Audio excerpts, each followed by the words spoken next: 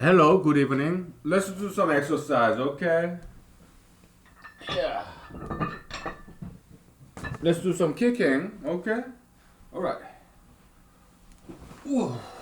Whew.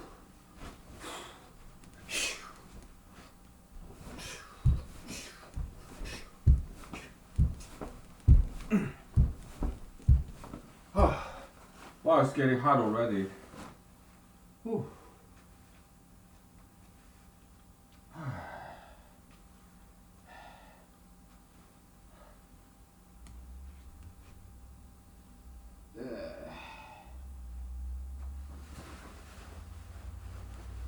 All right.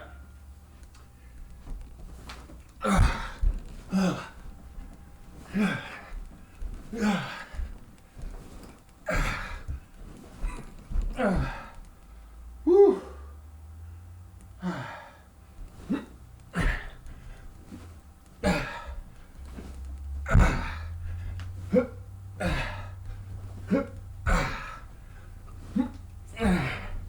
Oh.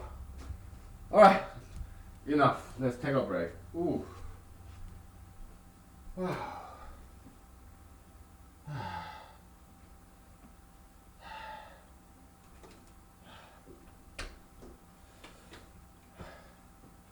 Well, we did leg exercise. How about some punching, right?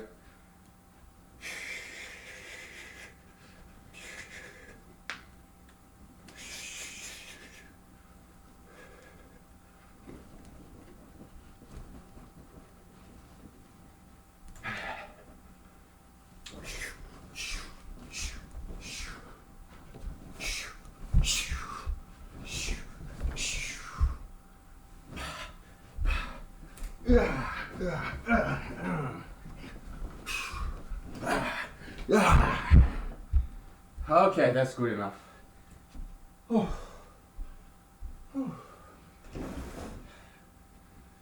Ah.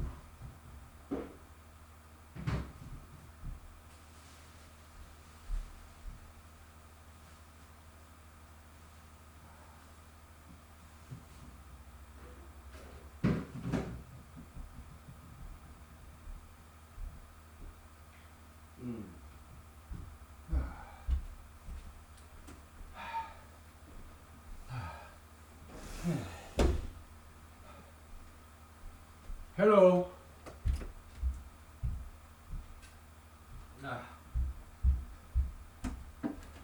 Let me get ready real quick. Grab some water and stuff. Yeah. And some beer, of course.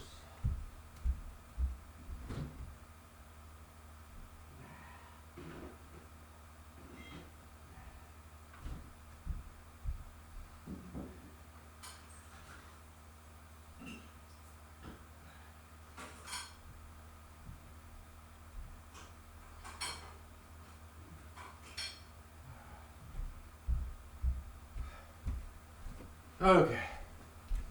I'm about getting ready. Ah.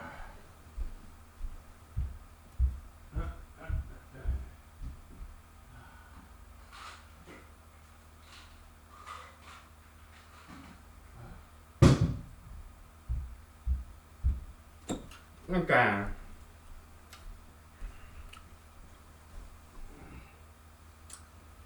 How are you doing, everybody? Ah.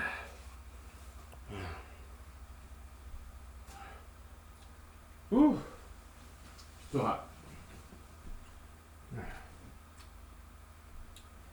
Happy Monday.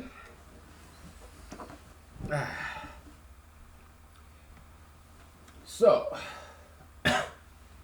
yeah, that uh, epsilon minus p problem. Yeah, I slept on it and I jotted down some stuff, so I shared that with you. Something very small. Okay, so it's a long-term project, right? So, boy, yeah. So,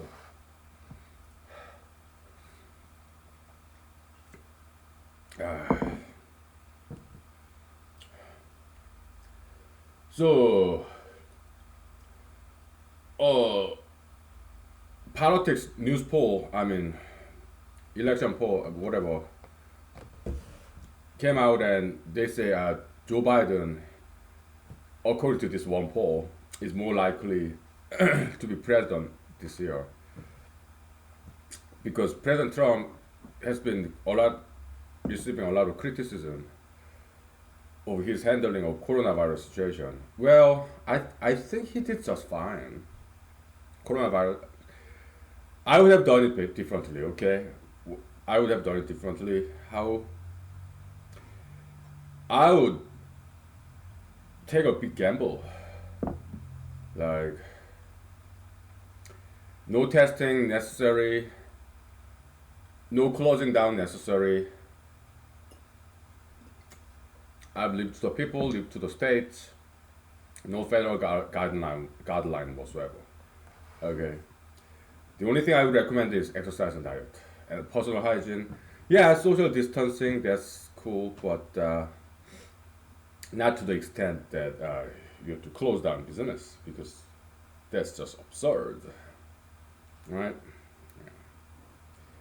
I think President Trump he kind of did it in the middle of the road way, right? Kind of compromise between conservative and liberal.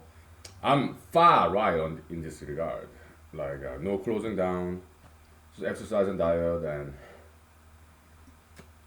business as usual. Okay, so that's more conservative approach. And President Trump, he took kind of in the middle. All right, so I think he dealt with it just fine. In all fairness, okay. All right.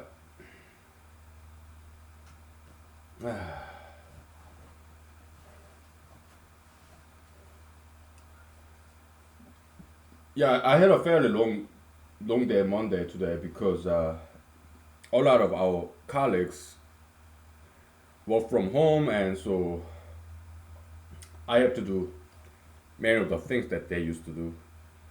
So, yeah.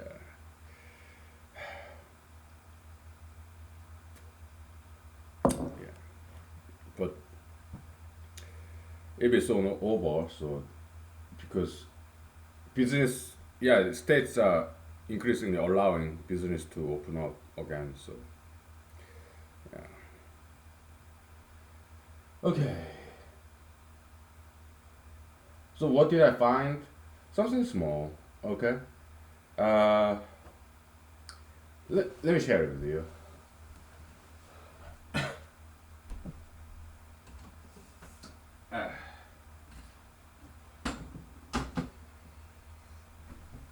Uh, uh,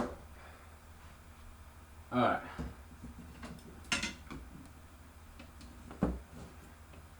Again, epsilon minus p triangle.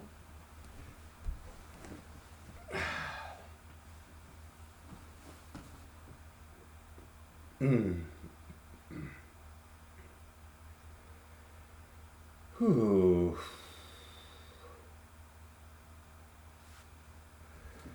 So every column is start with one.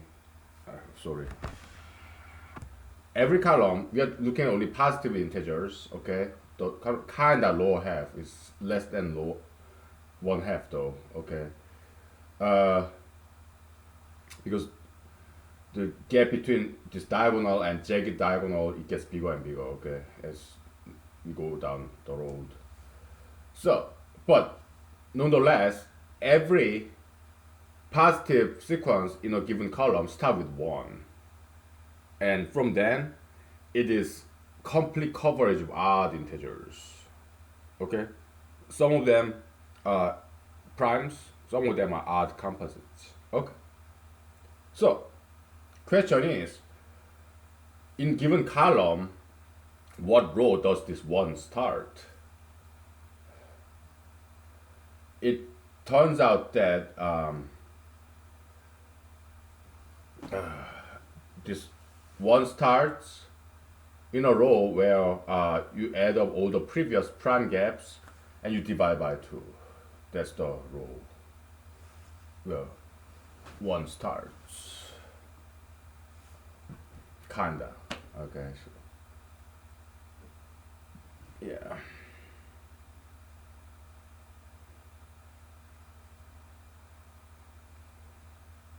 Something like that, okay? The plus minus, we may be off by 1, okay? So,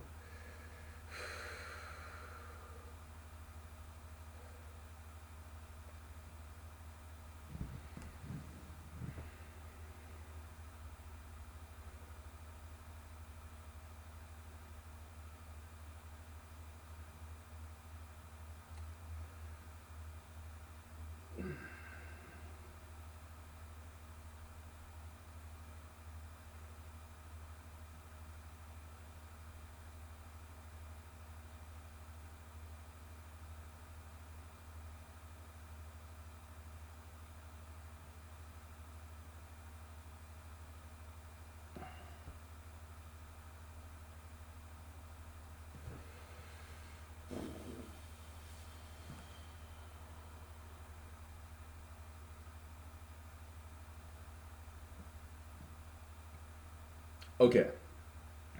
Plus 1, okay? So, add up all the previous prime gap plus 1, and the prime gap before 1 we define it as 0, okay? So to make it consistent, so add up all the previous prime gaps, divide by 2, and then add 1 to it, and then it will give us the row where 1 starts in each column. Okay, so that's what I figured out last night on my bed.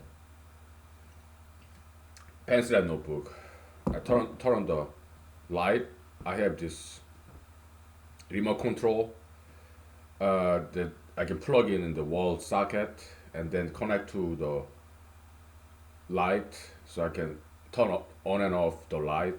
Also, space heater as well. Okay, so because I don't want to get out of my bed when I'm in my bed, you know. Yeah. So I turned the light on and I figured it out. Something very simple, right? Yeah.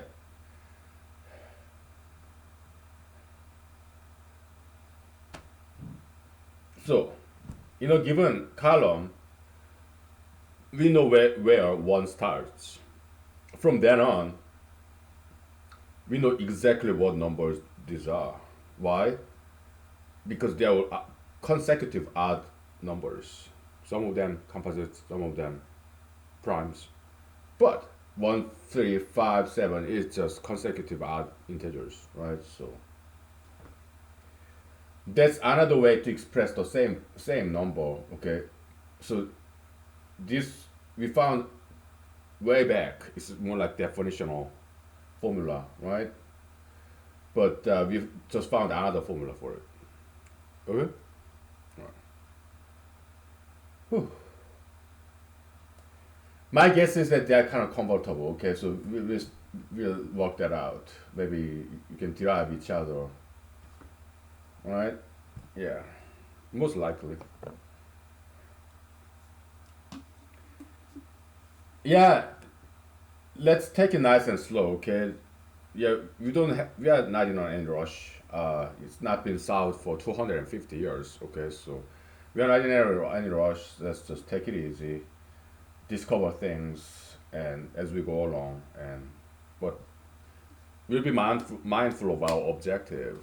Okay, proof of Goldbach's conjecture. Okay, so we'll be mindful, and if I run out of ideas, I'll just go to YouTube and study about other people's approach, like Riemann zeta function and whatnot. Okay, prime number theorem and all that stuff.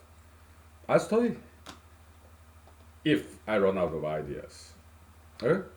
Oh, no problem. Yeah. Studying is fun once in a while. Yeah.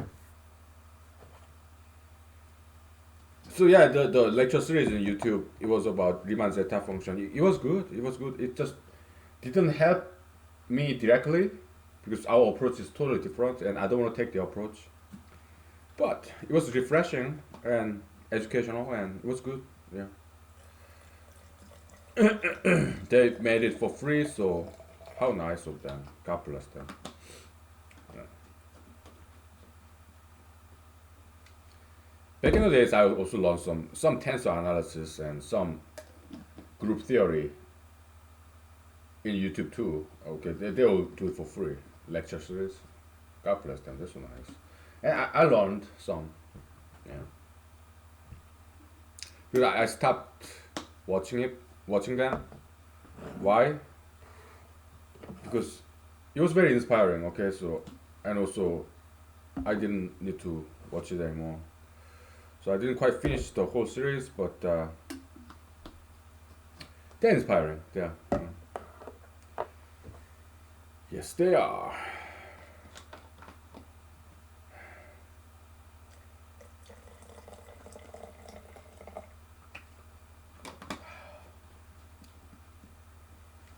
Yeah.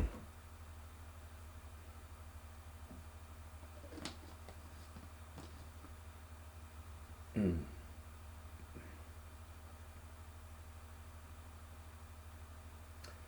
So prime gap addition divide by 2 and then plus 1, and prime number is nothing but 1 plus all the prime gaps accumulation, right? So I guess that's where we can prove the equivalence of the two formulas, huh? Okay, most likely.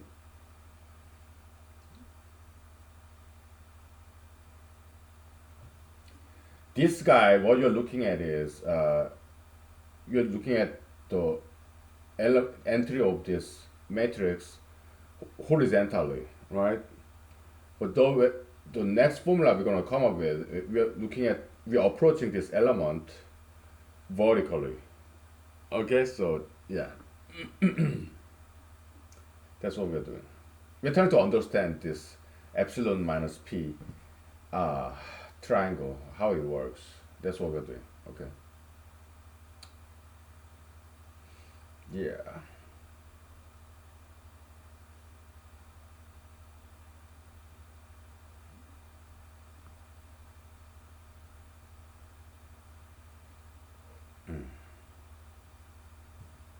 Okay. Let's take like 5 minutes break, okay? So,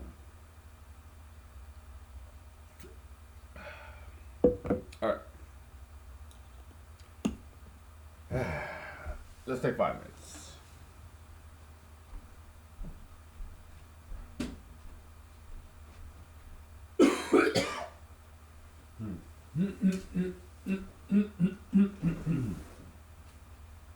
Okay.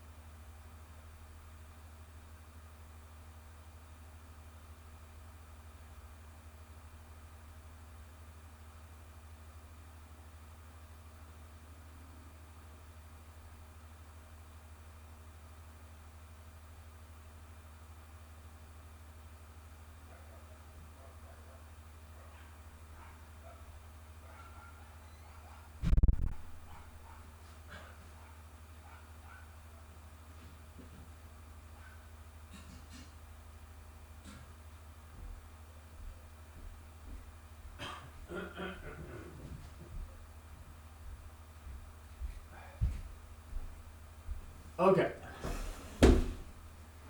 So, Riemann zeta function of lecture series, it was inspiring, okay? I kind of hesitate to say that because I want to maintain some degree of independence between me and the mainstream mathematics community, okay? It's kind of important for me. Why? I want to think outside the box. I don't want to repeat their mistake. All right? They couldn't prove it. Go to box conjecture, not yet. Right? So they failed. Okay? Professor Bogorzelsky, he may have succeeded, and he is kind of outsider. Yeah, he was professor in University of Maine, but his proof is not widely accepted. So we don't know. I don't know whether he really proved it or not. So if he did prove it, well, we're gonna reprove it our own way.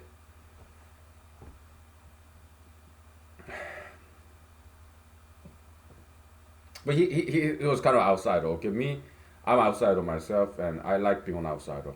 All right.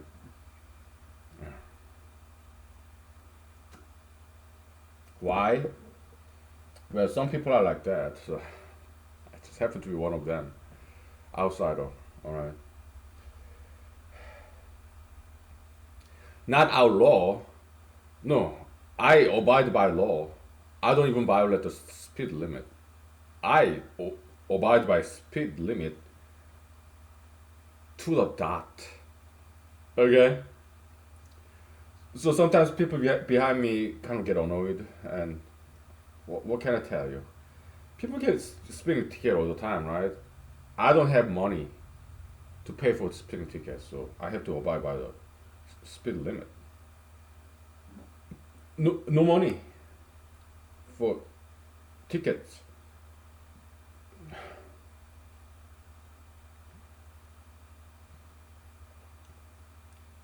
When I park like in a city, big city, I make sure I put enough money than more than I need. Okay. Well, I have no money to pay parking violation ticket. Okay, so okay, we'll derive that formula later. Okay, so let's just think about this for a second. Okay, the green number denotes the number of prime pairs that can add up to this even integer. Okay, and it keeps on increasing. The reason why Riemann zeta function lecture series was inspiring is that they were using inequality. We did it every now and then, right? But it was nice refresher. Uh, we can conceive of an exact formula. You have given integer, right?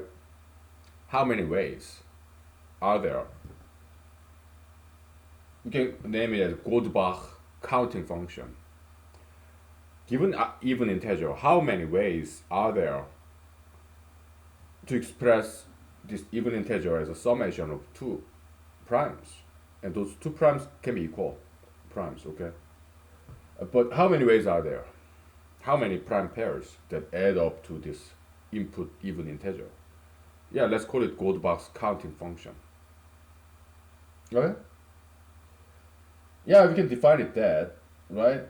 And it turns out that if even integer is larger than 5, then there are at least two ways, and the number fluctuates, but it tends to increase.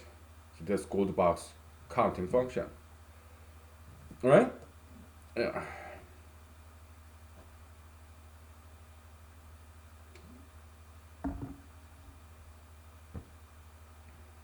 All we gotta prove is that Goldbach counting function is bigger than 0. That's all we need to prove, okay? But yeah, so it shouldn't be too difficult to prove that because it goes by far bigger than 1, okay?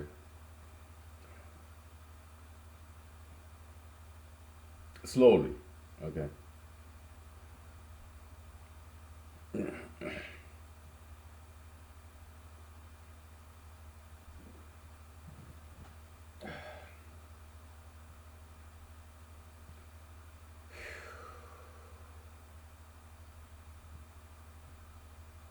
Okay, one step at a time. Let's create a new whiteboard and derive that formula, okay? The vertical formula. This horizontal formula, okay? Okay, no problem.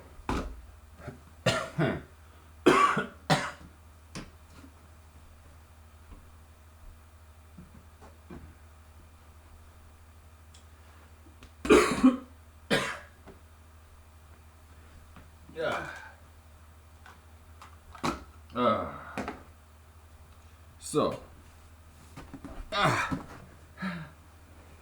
Let me grab myself. I'm gonna look up the gold bar counting function.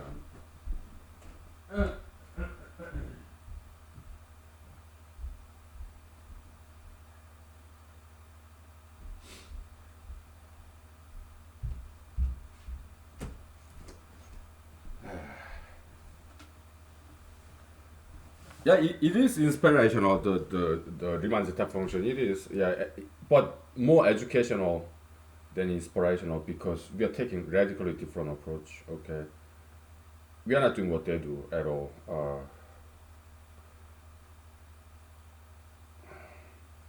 So I don't want to lie to you. Okay,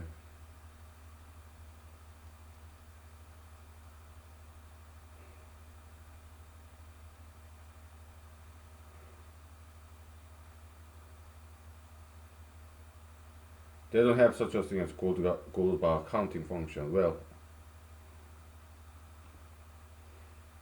they don't have it, so it's new. Okay, good. Okay. Whew.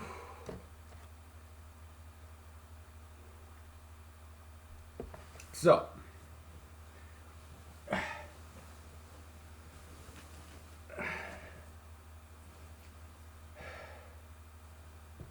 you have row, I mean column, right? So you have j's column, okay, which corresponds to jth uh, prime number, okay. So you have j's column, all right, and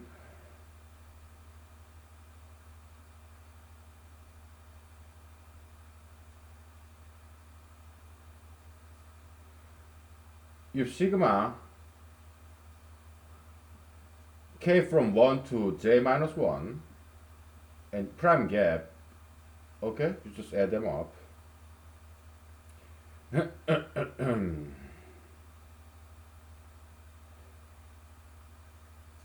And you divide by 2 and plus 1.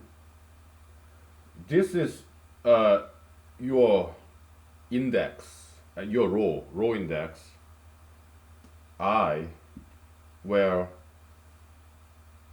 you have 1 in the column plus 1, okay.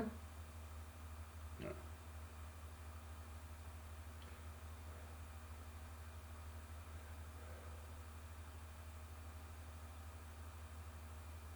So we call this guy I0. No, we call this I1 because this is the row where 1 is found. Okay, so okay.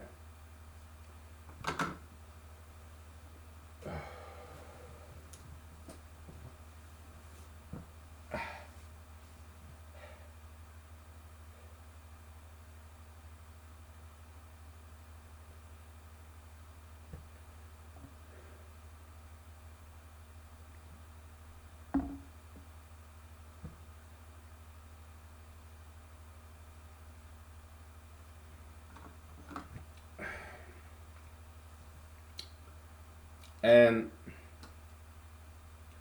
your generic ith row, okay, is equal to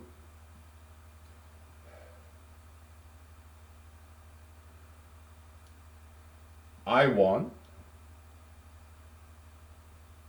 plus D. D for difference. D is defined as I minus I1. Okay? So difference in the row. Okay, so if that's the case, um, and we don't quite need to introduce this, right? So epsilon minus P matrix, we call it E, okay? So E, ith row, and J's column, that's, okay.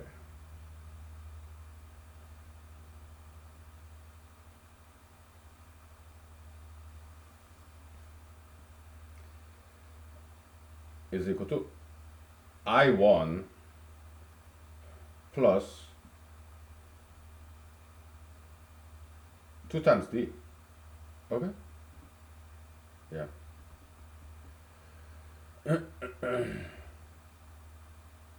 To plug it all in, that's like, yeah.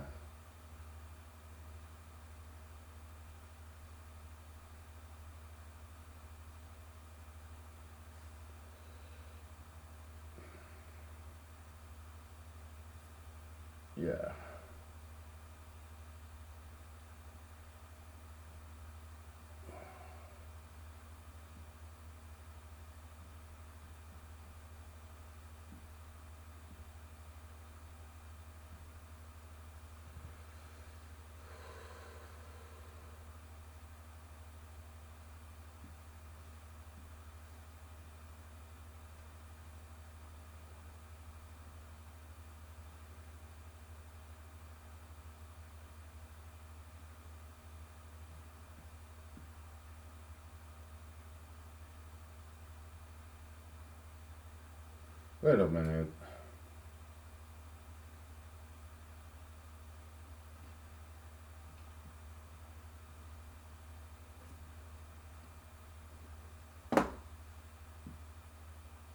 Hmm. So this guy is, uh,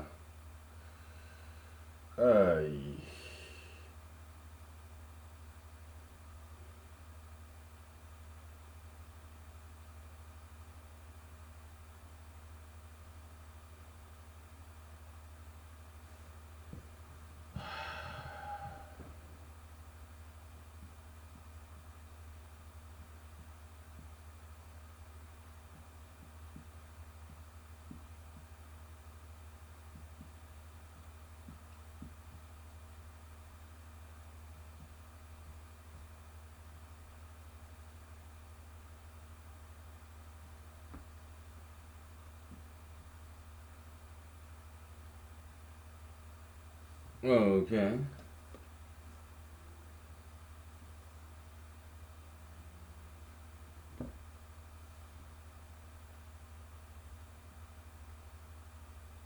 So this is I1 minus 1 minus 1 over half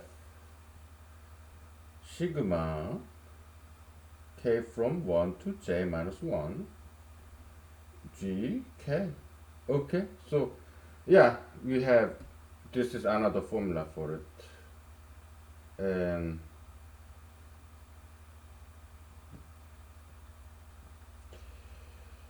if we equalize the other formula,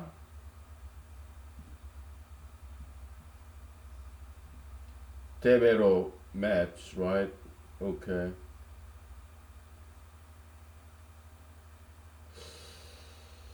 Hmm.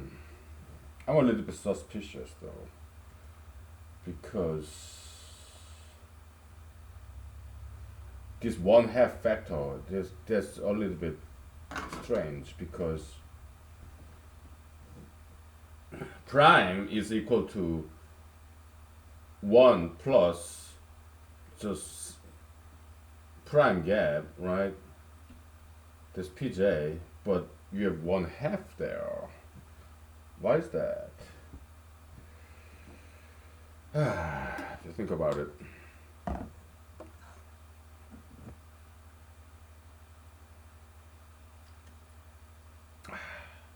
Did I make a mistake somewhere?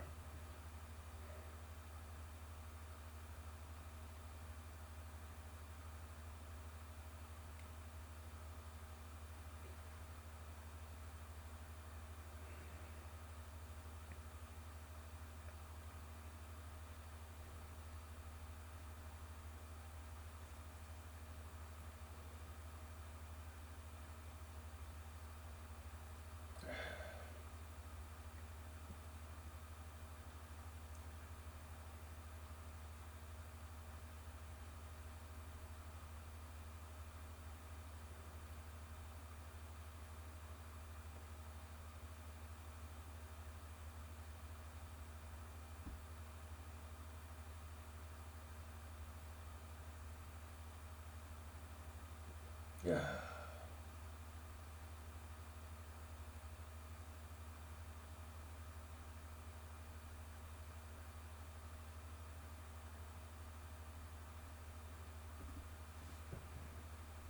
Hmm.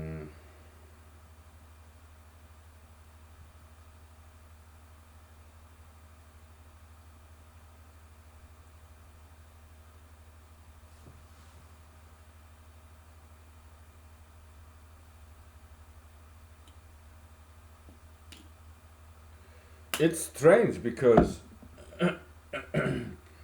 we know uh, PJ, right? PJ is equal to 1 plus um,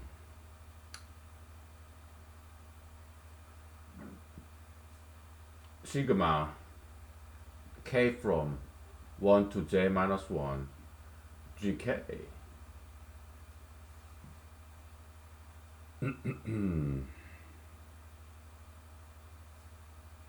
But here you have 1/2 of that.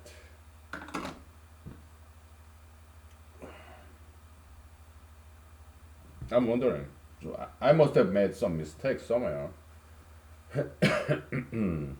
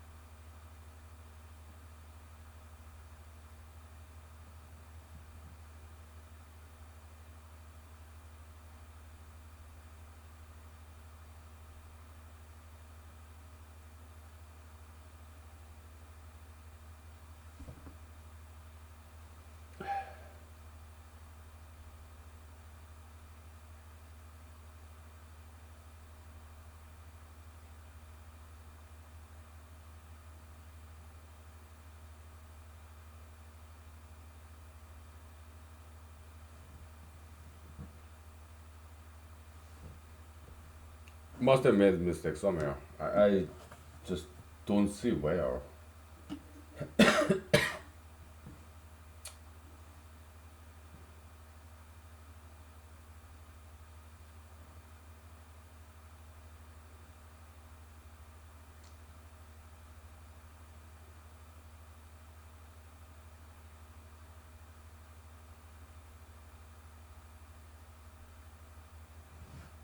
Oh, I think I know where I made mistake.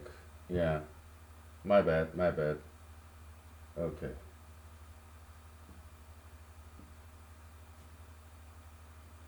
Yeah,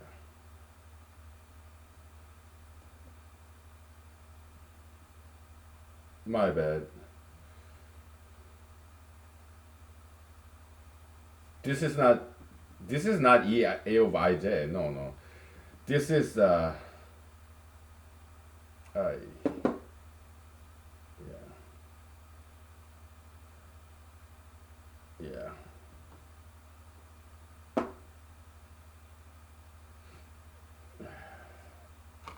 I know where I made mistake. So let's correct it.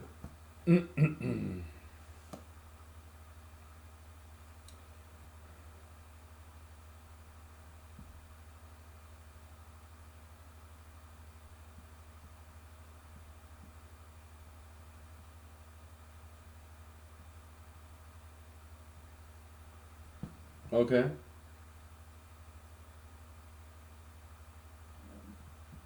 Mm.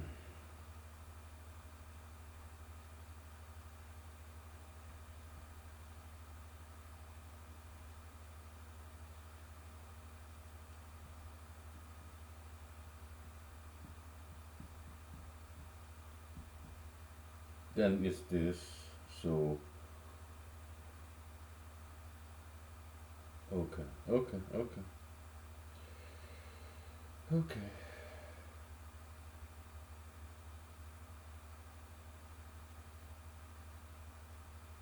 Yeah. We only need another whiteboard, okay? Okay.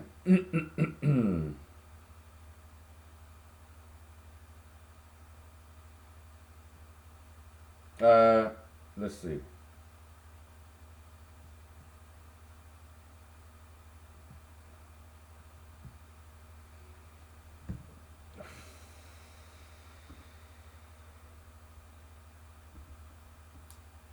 Instead of doing this,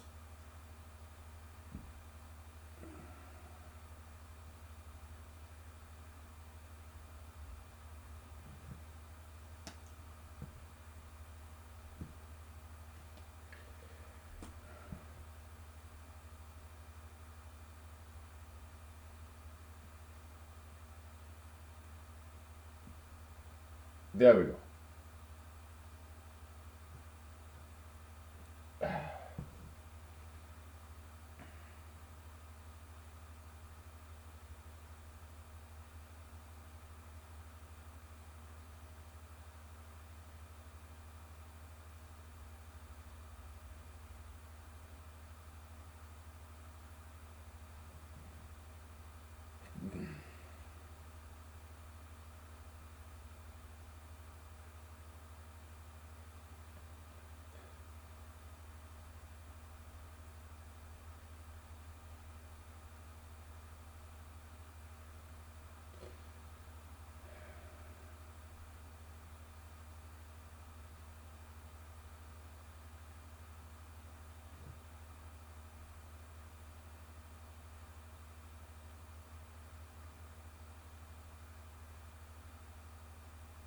So E of I1J, that's one, right? So what you have left is this. Okay.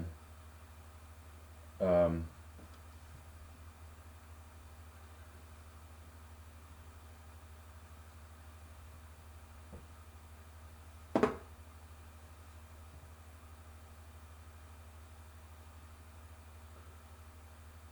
we need some more room here. So this Eij is equal to 1 plus 2D. What is D? I minus I1. Okay. What is I1? This guy.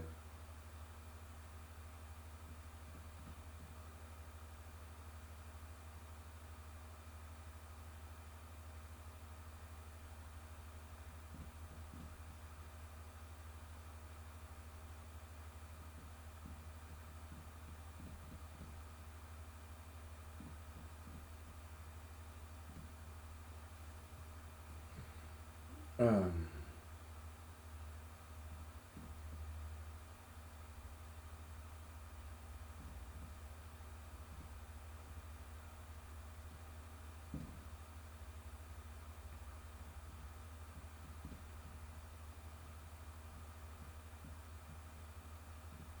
yeah, we got rid of 2, okay, so good.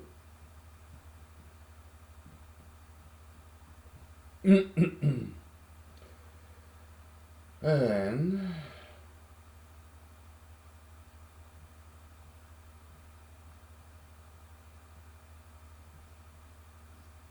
there we go. There we go. Yeah. We retrieve back Pj is equal to 1 plus sigma this prime gap, okay? So we didn't quite make any progress, okay? So this formula already exists, right? So and we're just understanding what's going on. Okay, that's fine. So we made it work, at least.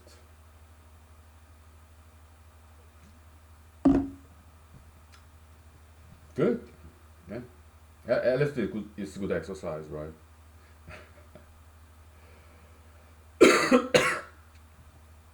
We are not making any discovery or progress per se, but we are increasing our understanding, right? So that's educational, that's good. If not discovery, that's fine. It'll take time.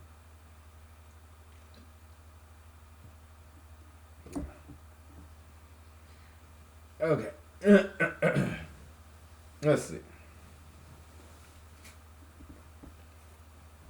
Uh,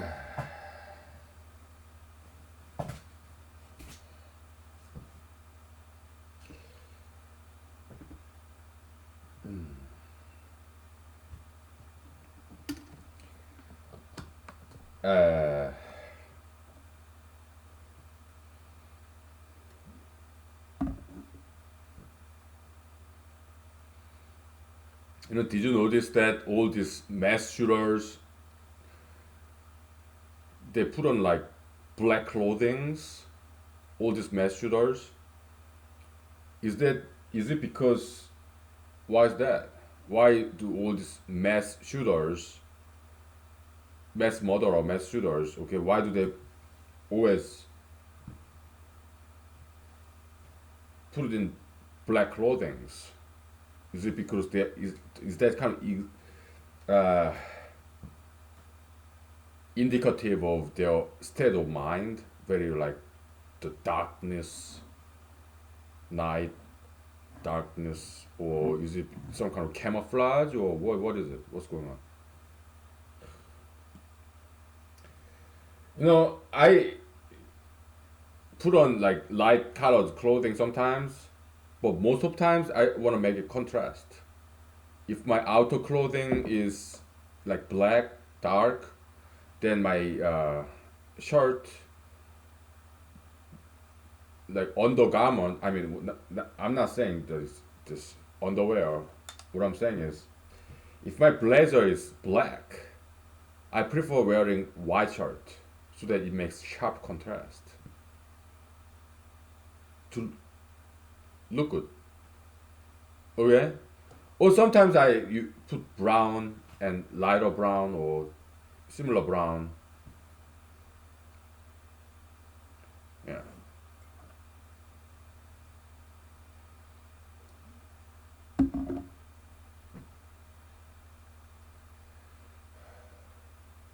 You should not like darkness, okay? I love night. And also I like it dark sometimes because it's easier on my eyes, especially in the morning. When I do morning exercise before I go to work, when I have breakfast, I don't turn on the light. I turn on the light like far away so that it's easier on my eyes because I'm kind of still waking up in the morning, right? But in general, you should love all colors, bright color, dark color, okay? Some nice mixture, all right? Balance, okay?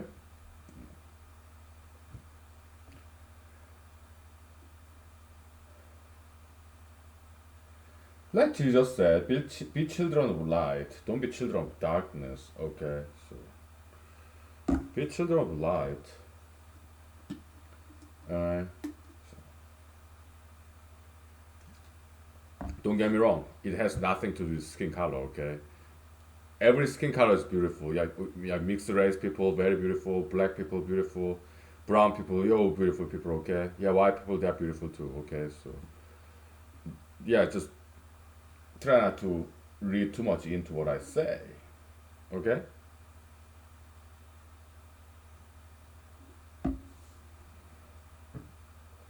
All right. Let's see what's going on here.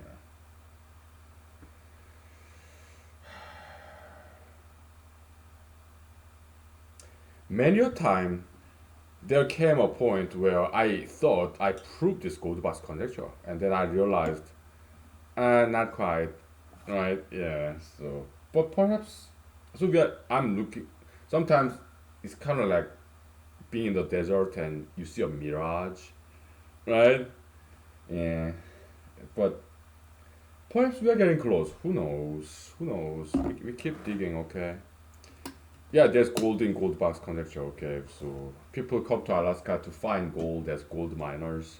Uh, I mean, I didn't come here to prove gold box conjecture. No, I didn't know much about gold box conjecture. I heard about it when I first came here like 4 years ago, but I didn't really care for it. That's not why I came here. I came here to relax, I guess, right? Love the nature, to hang out with moose, not bears. And bears, you don't hang out with bears, do you? But moose, yeah. As long as you keep some social distancing between you and your moose, I mean, whatever moose out there, okay, they're okay with that. They tolerate you, all right. You just have to keep social distancing between you and moose, okay, because otherwise you may upset them. You will upset them, okay. They don't like you being too close, okay. They start charging at you, okay. But they are not afraid of people. Moose, they're not afraid of people. They're bigger than us, and yeah, stronger. Most likely faster, right? When moose run, it can be pretty fast. Okay, I've seen them. Male moose chasing female moose. I've seen it. Okay, male moose like salivating, right? Mating season. So when male moose chase female moose, they are both very fast. Both of them. Okay.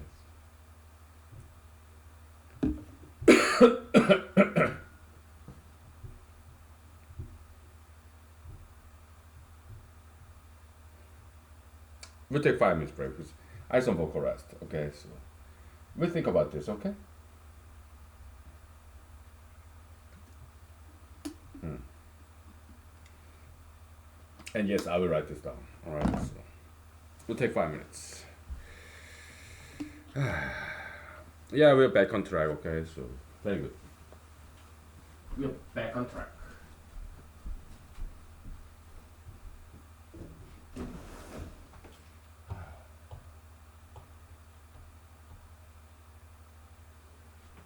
Cat. Wild cat.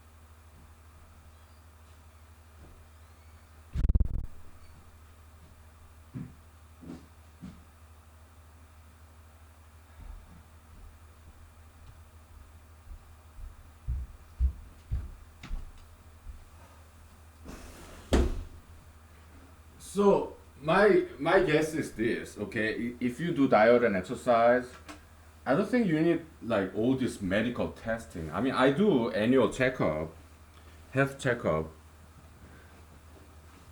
That's fine, but when it comes to this mammogram, this breast cancer testing, I'm not a huge fan of that medical testing, okay? Because there's some small cancer, so what? It may just go away, don't you think? As long as you do diet and exercise. Because cancer is some, what is cancer? Yeah, it's some mistake in cellular division, right? Cell divide too much, okay? So that's cancer. So ultra interracialism, yeah, we in general in humanology we recommend recommend same race opposite gender marriage. That will be our recommendation. But I guess every now and then racial mixing could be healthy. Why? Because look at Mr. Toulouse-Lautrec. Uh, his family is known for kind of like cousin marriage, marriage between cousins. That's why he has this congenital genetic defect. He was very short stature, right? And he has some other genetic diseases as well. Okay, so maybe every now and then racial mixing could be healthy. And look at Rothschild. I don't even know how to pronounce this. Rothschild family. They're originally Jews, German Jews, migrated to Britain, and they become bankers, right? Banker family, financier, and so because this German Jewish immigrant in Britain was so wealthy, because they were hugely successful in this financing, banking. Yeah, Caucasians they married them, Caucasian Brits. So today's Rothschild descendants, you don't see a single trace of Middle Eastern Jew. They're just white people. Okay, so white people, they are Caucasian race. They can be quite resilient. So it seems. Look at the son. What's his name? I don't know. Yeah, son of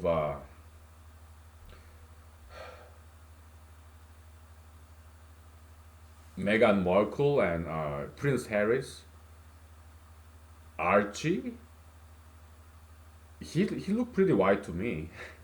Okay, so yeah, Caucasian race can be resilient, so I'm not too worried, right? And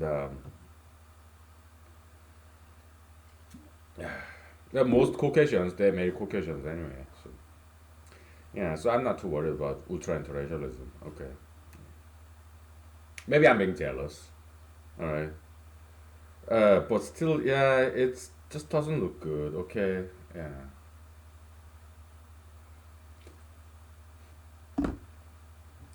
I mean there are people who they say they are Jews, but they have blonde hair, right? So yeah, Caucasian race, I think it can be pretty resilient race. Okay, maybe it's not as vulnerable as it seems. I don't know. Okay.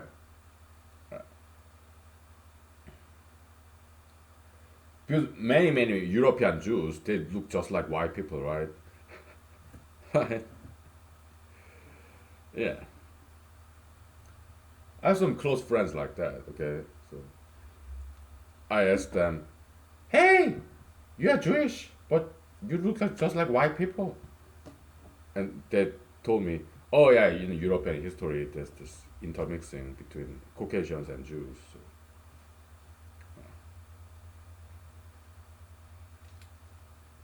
so I'm not too worried. Okay, so okay, let me write this down. I gotta go grab my notebook. It's kind of getting chilly, so I'm gonna put on my some layers too.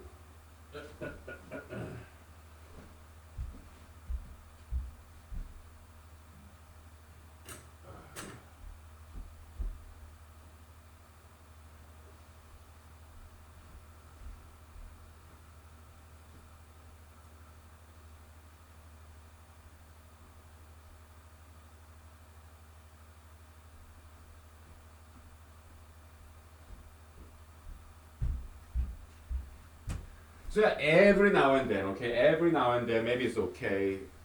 The racial intermixing every now and then, okay, but as an exception, okay. But the reason why we advocate for same race, opposite gender marriage is that you see all these Asian singer K-pop groups, right? Don't you like that Asianness, like purely Korean? Eh?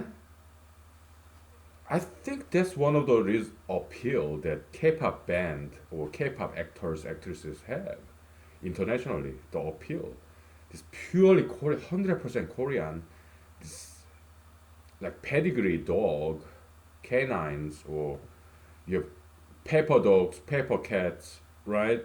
Pedigree. Those are very expensive pets. They keep track of the ancestors and whatnot. They have this family tree of the cats and dogs, right? They're like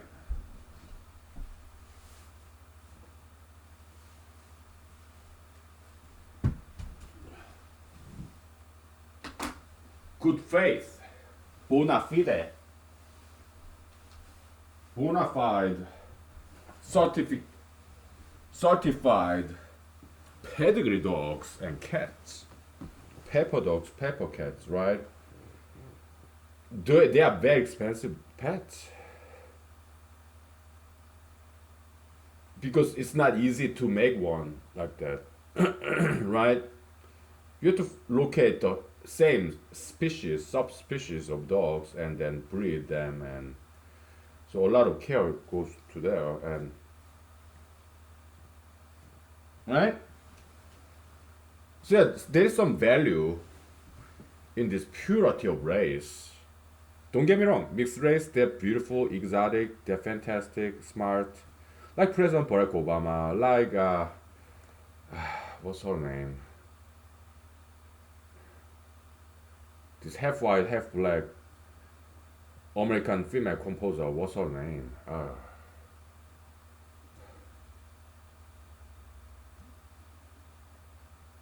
Something like Florence Price, right? Yeah, oh, she's a fantastic musician. Yeah, very, very smart, very genius. Yeah. So yeah, don't get me wrong. Okay, you mixed race, they're beautiful, they're smart, okay, talented. Like President Barack Obama. Okay, many people think he's the best president ever America had. Okay, so I mean, I wouldn't necessarily agree with that, but still, I think he was cool. I like him. All right. President Obama. Yeah, he's fine. But I don't think he was the best president of the United States history. Okay, I have to disagree. He legalized gay marriage, right? And what's that about, huh?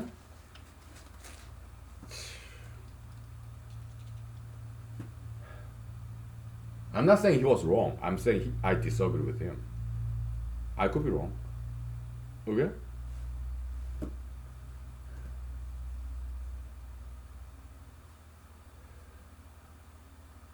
But I have my opinions, ideas, my own agenda.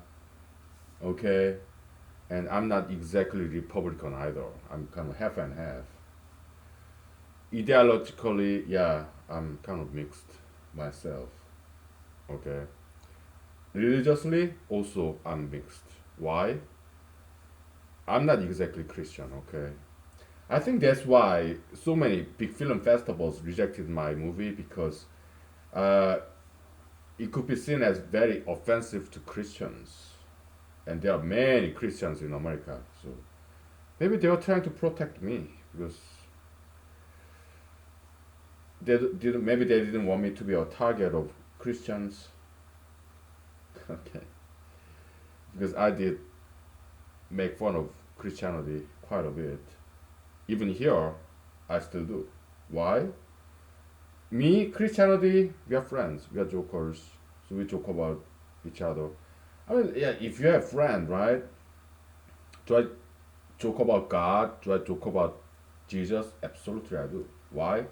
I consider them my friends, my buddies. Is it blasphemous to say that?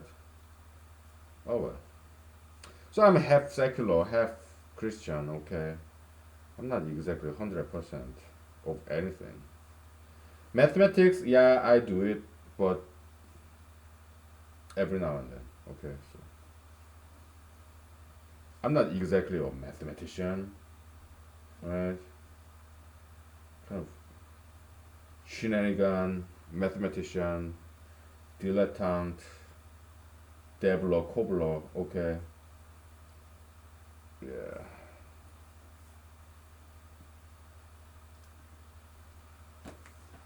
I'm not good at anything, but at the same time, I'm good at everything. Okay, just a little by little bit.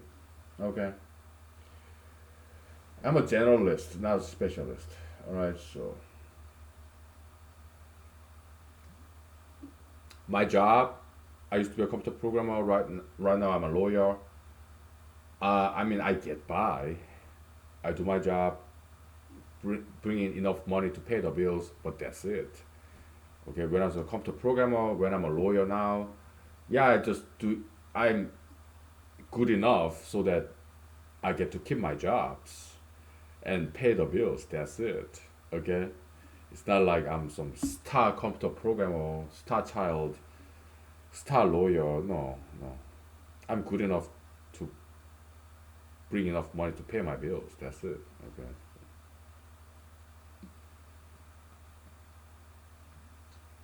Because I have diverse interest.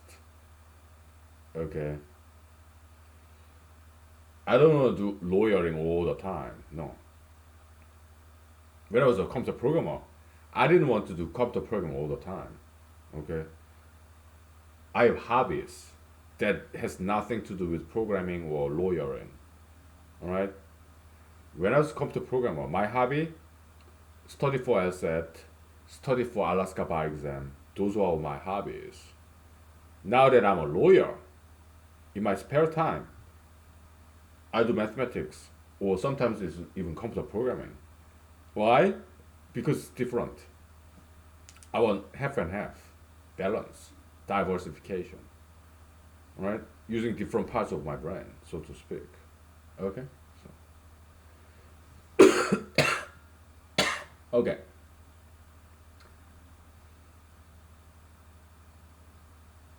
So why was I so derisive of Christianity in my movie? Well, because I wanted to bridge the gap between secular world and Christian world. So secular world, Christian world, they're totally different. They're like polar opposite, right?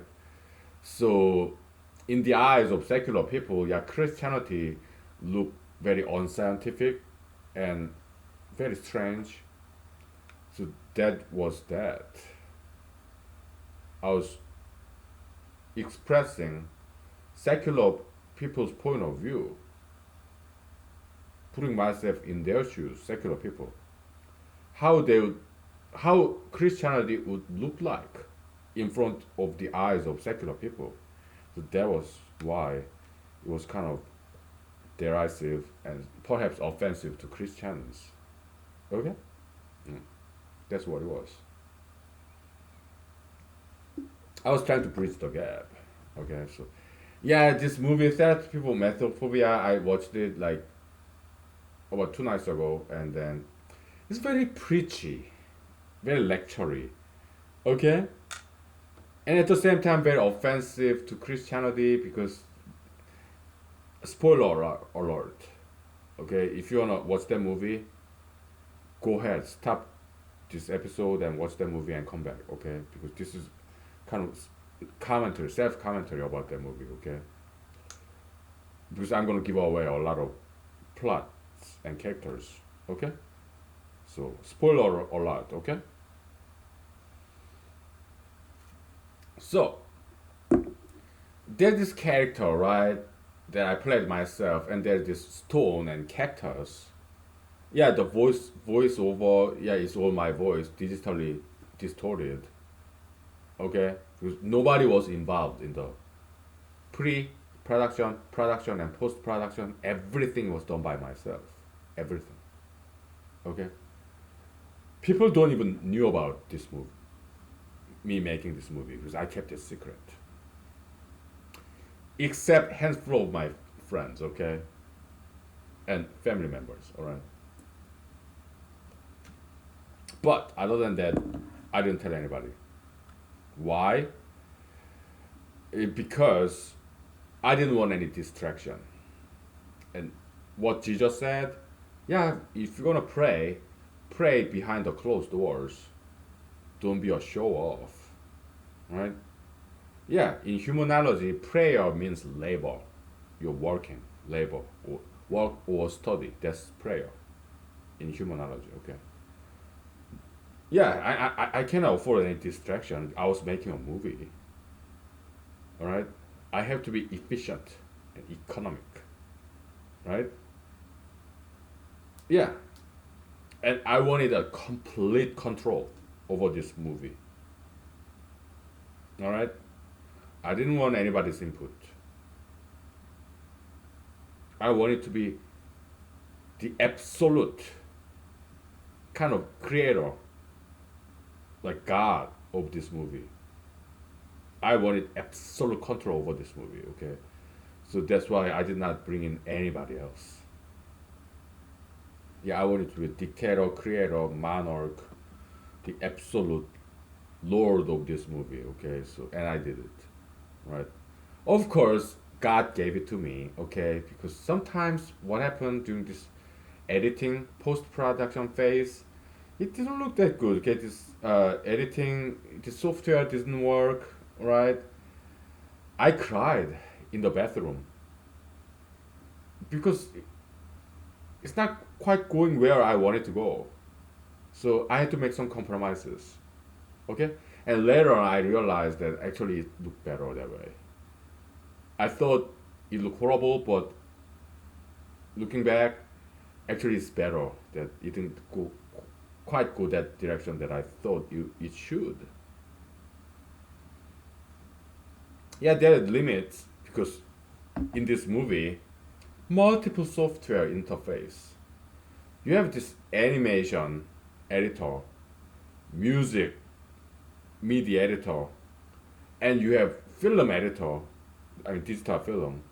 Okay, and there's three different companies. Like Cubase, music MIDI, music editor, and Anime Studio, this animation editor, and then Sony Vegas, this film digital film editor. They're three different companies. So sometimes there's protocols that don't match. Okay, so and also I have a fourth editor, the title sequence at the end. You have this title sequence, right? It's called ULEAD Studio, something like that. Okay, it's fourth. It's another company. Okay, the title editing. Okay, so putting all these four different companies' software products all together, it gave me hell of a time. It was very difficult.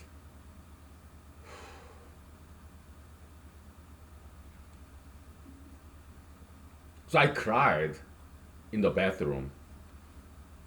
I literally cried because it was very painful. But just like Jesus said, yeah, a woman cries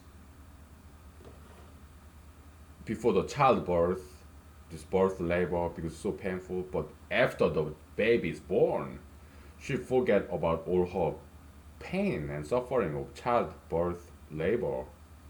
So it was kind of like that.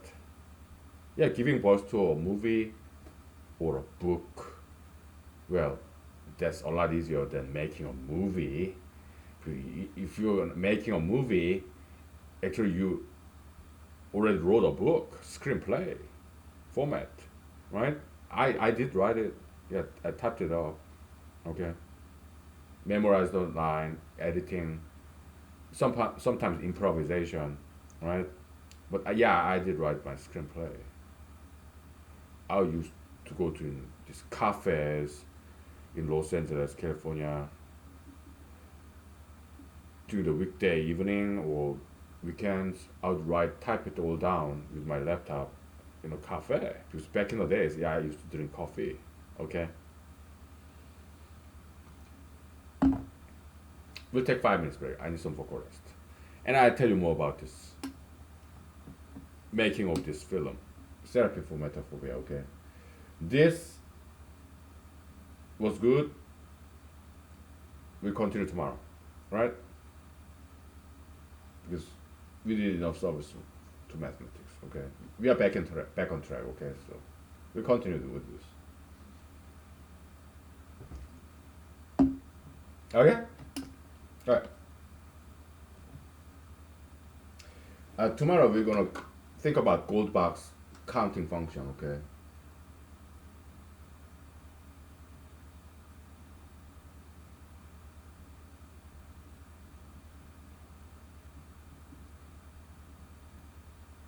Okay. That's tomorrow. And gold box that's one word, but whatever. Yeah, I wanna learn German. Okay, more. I know a little. It's in my list of things to learn. Okay. Yeah.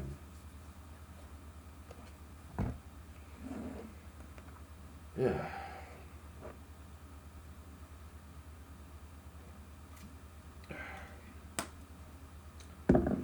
Let me take a picture of this and then you take a break. Okay. So.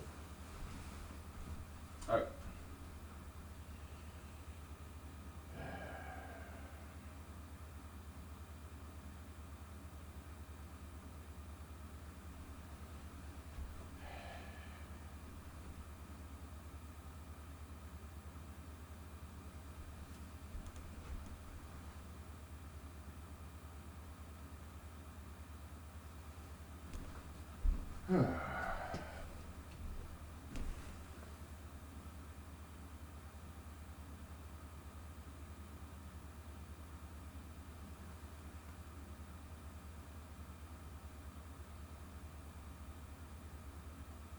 Okay. Let me take a picture of you or me, whatever.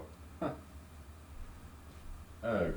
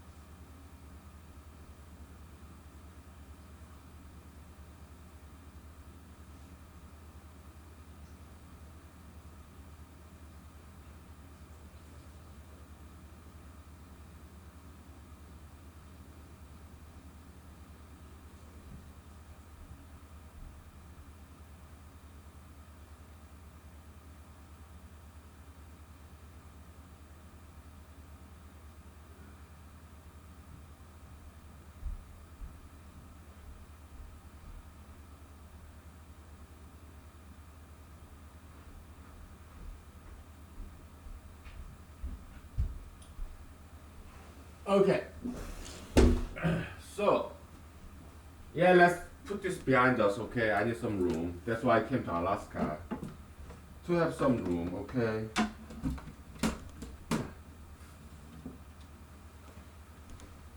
One of many reasons I came to Alaska. Okay, because when I left Michigan, my friends they were wondering why Alaska? Because I told them because I want some room, want to take a break. I love people. I had many friends. I also went to dance clubs in Michigan. I mean in Alaska I still do. I mean when it was allowed. Nowadays, uh, hopefully they reopen soon. Okay, so but yeah, okay, I'm a clubber, dancer. I'm not good at dancing, but I love dancing. I'm not good at singing. I love singing. Okay, so okay.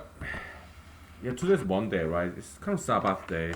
We did mathematics a little bit, so now it's time to take a break, right? Yeah, good. So like this movie, the goal is to make this feature length movie, 70 minutes, hour and 10 minutes. Okay, all by myself, and also made the trailer too. Okay, at the end of this movie, yeah, if you wait, it's black screen. If you wait a little bit, maybe a couple of minutes, yeah, at the end of the movie, this is trailer, 1 minute trailer. Okay, so yeah,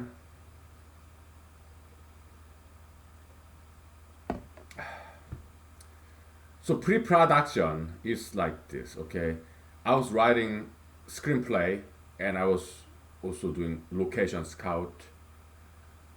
I went all the way to Yosemite National Park, Northern California, right? And I went to Mojave Desert later on, but before that, I went to Grand Canyon, Arizona, Zion Park, National Park, all the national parks, okay, around, in and about Los Angeles, California, okay, so Yosemite National Park in California, Zion National Park in Utah. It was really magical, but it was too far away. Because I lived in North Hollywood, San Fernando Valley, Los Angeles, California. Okay, and I've been to yeah Arizona, uh, Grand Canyon Park, Painted Rocks. Oh, it was so beautiful, but it was too far away. Okay, and some other places. Of course, I've been to Las Vegas, Nevada. All right, still too far away. Las Vegas, it was nice. Yeah, nice people. Did I gamble? Just a little bit. Yeah, slot machine and blackjack, but not poker. Why? I know how to play poker. I love poker. When I was my in my high school in South Korea, my dad taught me how to play poker. Okay, and he and I also my other family members will play poker together. Not real gamble, just coins, chips. We use just leftover coins as chips. Yeah, one time. But in Las Vegas, poker table it involves too much money. Okay, so I just played blackjack, and also in Los Angeles, California, there are some casinos in and about Los Angeles. Yeah, I've been to those places. Played blackjack. When I won some money, I kind of felt guilty, so I spent it all. Maybe I won like $20. I went to restaurant inside of the casino and spent all that money because I did not want to take that money home because I was entertained playing this poker, not poker, blackjack or slot machine, right?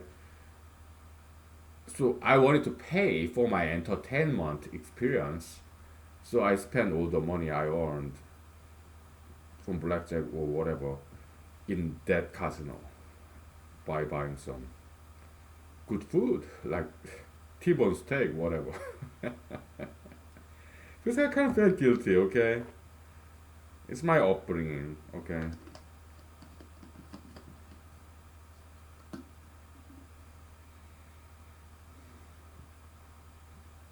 so happen to be born into good household.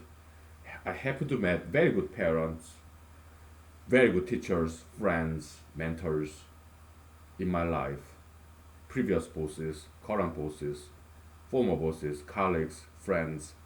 So let me share that with you. Okay, what I learned from other people, grandparents, uncles, aunts. Okay, yeah, teachers, professors, everyone.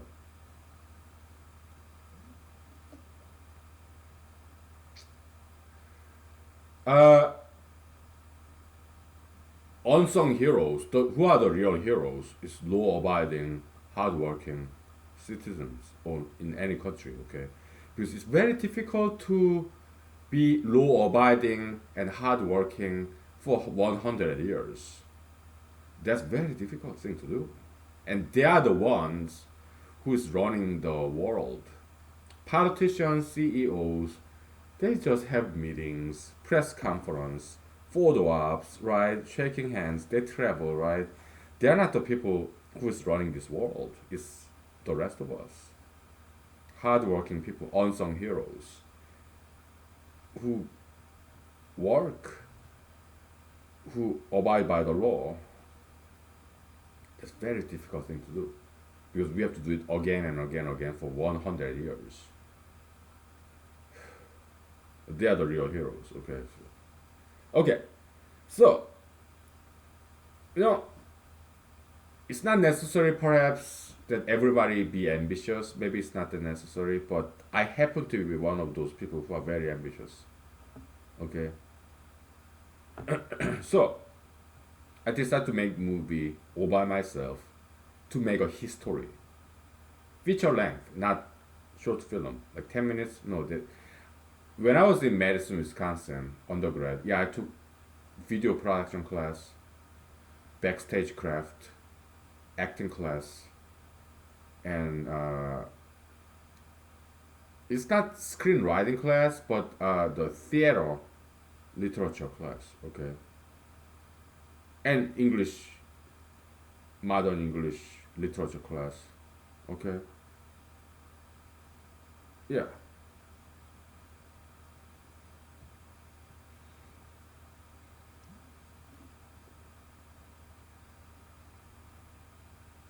There's some more advanced filmmaking class and also voice training class that I enrolled, but I ended up dropping out because uh, I decided to focus on my major, computer science. Okay, so yeah, but so I learned a lot. So the project in video production, yeah, made one short film, okay, and also group project, okay, yeah, it was cool. It was very good class. Yeah.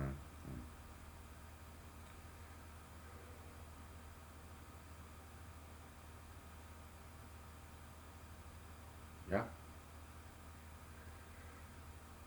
So I came after undergrad, major in computer science. I went to graduate school, PhD program in Cornell University, where I happened to be born in.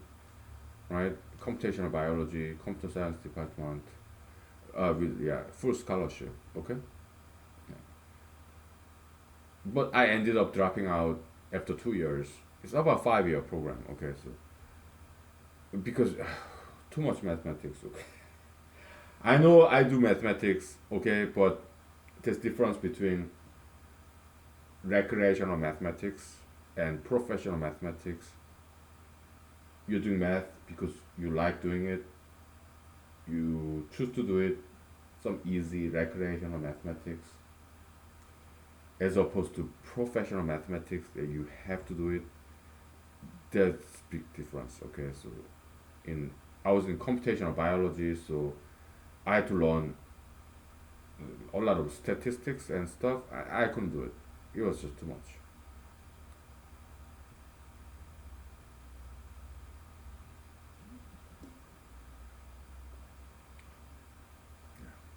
So I dropped out, okay? I started driving to Los Angeles, California to become an actor, right? Because what year was that? I was like 28, I guess, alright? So I wanted to leave some my youthful image when I'm still young, okay? Yeah. Also, actually before that, I tried to become American Idol, so I started singing Celine Dion and Whitney Houston, so I enjoyed my vocal cord, okay? So I sang too much, sang too high, okay? So I thought like if I cannot sing, maybe I can act, like pantomime style, okay? So that was the thought process. So yeah, I decided to become an actor in Los Angeles. So I dropped out of PhD program to the disappointment of my friends, professors, school officials, and my parents.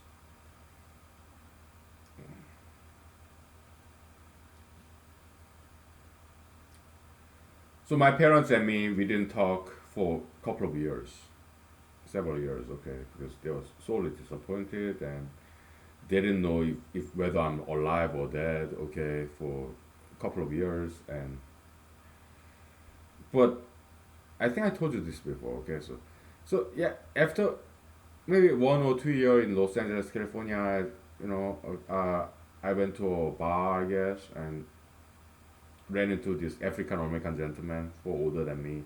I think he was in his 50s or late 40s, early 50s. Yeah, we started talking, okay, African American gentleman. And I told him this story. Yeah, I dropped out of PhD program, so me and my parents in South Korea, we are not talking. So, and this kind and generous, wise gentleman, African American gentleman, he told me that yeah, you're better off with your parents. Okay, so yeah, go ahead, call your parents, say that you are sorry. Okay, yeah, keep in touch with your parents. You're better off with your parents. Better off with your parents. So I'm guessing what he meant by that is that yeah, parental guidance is continuing education. Yeah, you are what, you're 28, but still you're a child, you're a kid. You can still learn from, and you still need to learn from your parents continuously. I think that's what he meant.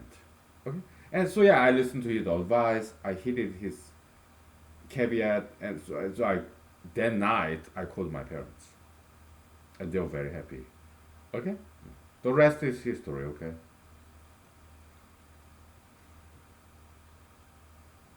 I listen. I know how to listen. Okay.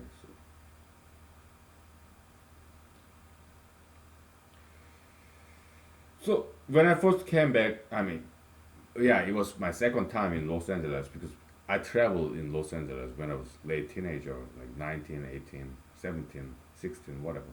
Yeah, I've been to Los Angeles before, but so came back to Los Angeles for the second time. That was year 2006. Okay, so I was 28.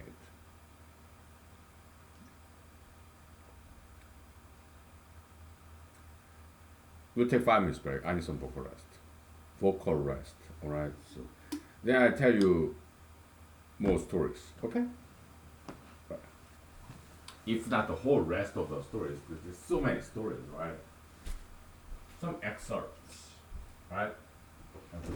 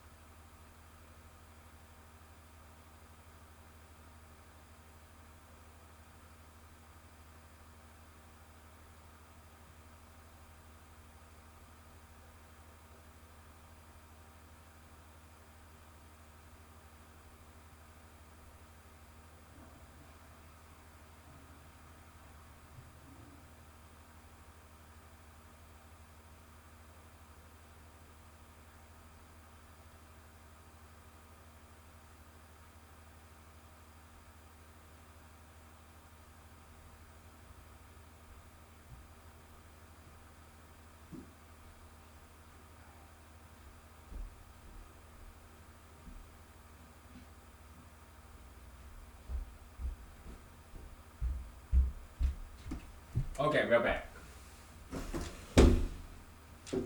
Let's have some fun, okay? Let's do some acting, shall we? Yeah, let's do some acting. Acting is very therapeutical activity, alright? So, prison system, what they should do? Yeah, acting, music, labor, right? That's what prison, correctional facility, prison system should do.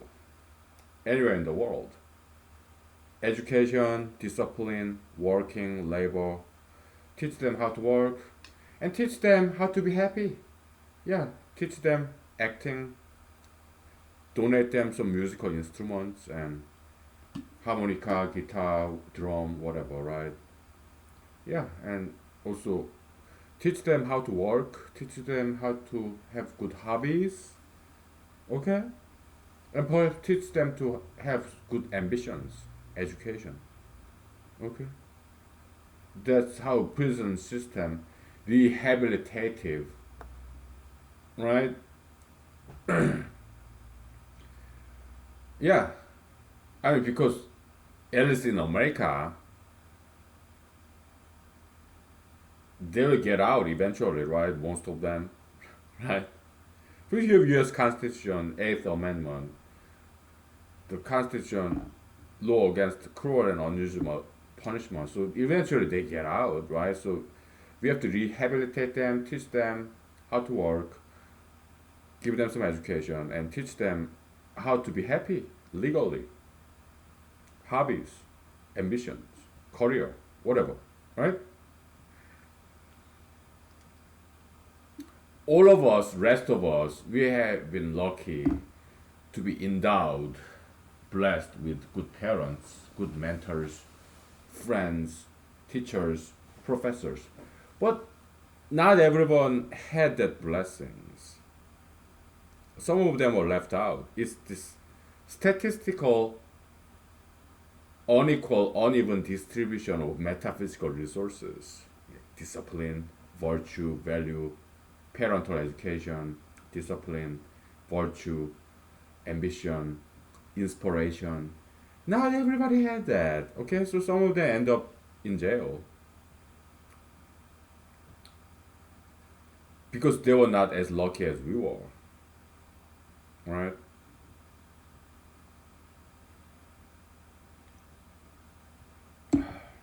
So in humanology, everybody is innocent.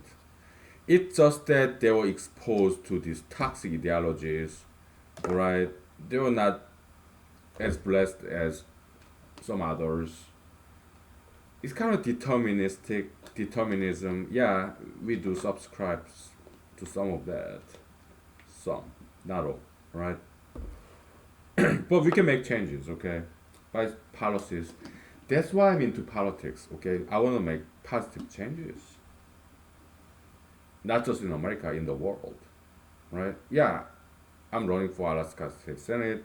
I'm running for federal presidency. Okay, I keep on running. Makes me sleep better at night because I'm doing something about it. I'm not just sitting there and complaining about it. No, I'm actually running. I'm doing something about it. Okay, in theory, on paper. Okay, yeah. So make me at least sleep better at night. Okay, so okay, back to this filmmaking story. Okay, so yeah, I mean, I went to Los Angeles without knowing anybody there, without any job lined up. It's kind of adventurism. Just like later on, I came to Alaska right here, without knowing anybody, without any job lined up. I just came. Okay, adventurism. Uh, I cannot speak for women because I'm not a woman. Yeah, sometimes I walk and talk like a girl, dance and sing like a female, falsetto voice, and act like female, right? But I'm a male. Maybe I'm not always masculine. Maybe sometimes I'm kind of pusillanimous. Oh, I'm so scared. Oh, I want to hide and I want to sleep long. I want to wake up very long, late morning, and I want to eat I mean, even this lunchtime, I ate this. I purchased this something $2.50, like is jalapeno pepper with cream cheese on it, fried. Okay, I ate that, and it was really good. Okay, a taste of heaven. Jalapeno pepper, cream cheese in there. Oh my goodness. Sometimes yellow cheese, American cheese, whatever. Ah, that's so good. Oh. But hey, I do exercise. Right, I ran during the lunchtime. The sole of my left foot it got healed up. Okay, so I ran. All right, some extra. Okay, to burn all this extra calorie. All right. Yeah. Yeah. So like, so I came to Los Angeles, California, without knowing anybody. No job lined up. Later on, yeah, Alaska, without knowing anybody in Alaska. No job lined up. Okay, I just came. Okay, adventurism. I cannot speak for women. Maybe some women are like that. I don't know. I just don't because I'm not a woman. Okay. If I know enough about women, females, do you think I would be single? Do you think I would be doing this? No. I'd rather be dating. Yeah, I don't know anything about women, so I'm not a male virgin though. Okay, yeah, I had some experiences. Okay, I had some girlfriends before. Okay, so I'm not a virgin, male virgin. No, it's kind of strange to say man is a virgin because that's more female concept, right? There's some physiological change in females. Males, yeah, there's no physiological change. Whether you are before and after you have this reproductive experience, okay, whatever. Anyways, so like, so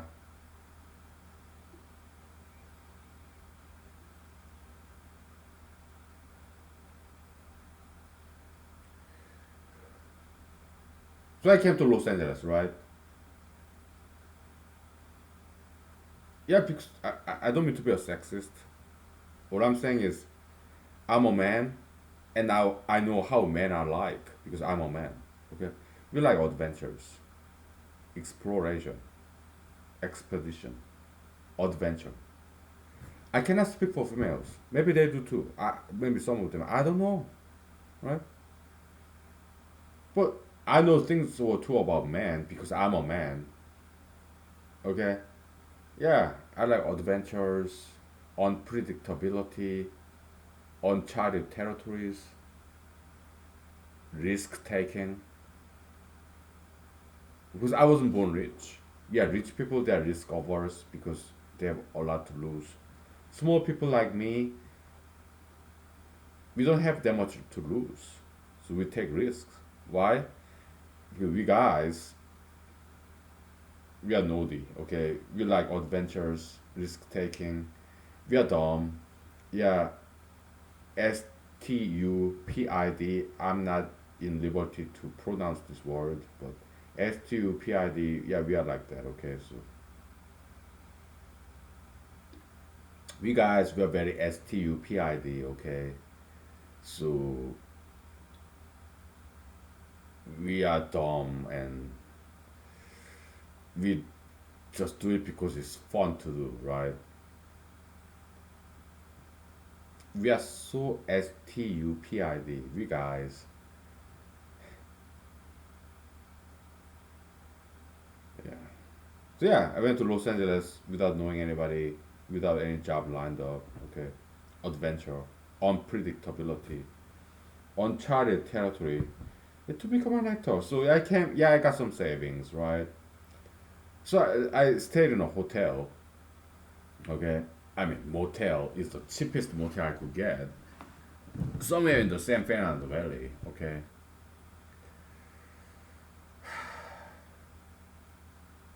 And I had internet, okay, so I applied to jobs. Back then it was not Indeed.com, it was Monster.com, okay. Uploaded my programmer's resume, but it takes a while to get a programmer job, okay. So and I was running out of cash, so I got a job in McDonald's, Subway sandwiches. Okay. Yeah, and then kind and generous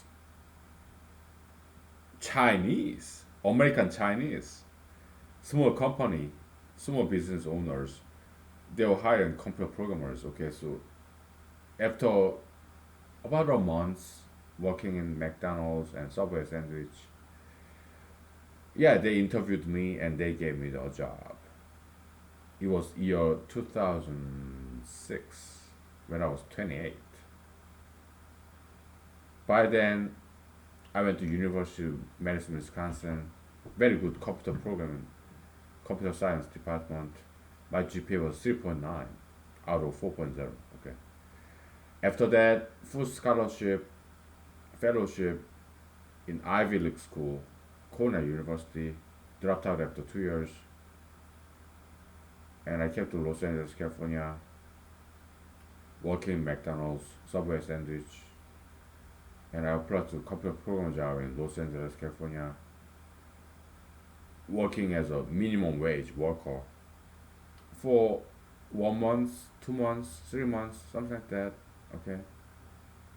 Yeah, living in. I got some one room in the apartment, 2 bedroom apartment. I got one room. Later on,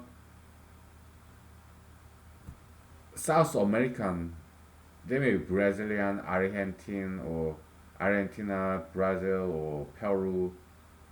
I don't think they were Mexicans, okay, but they're Latin American Jews, Jewish family in Los Angeles. They have some big house, so I rented one room there, okay, and they were so nice to me, okay.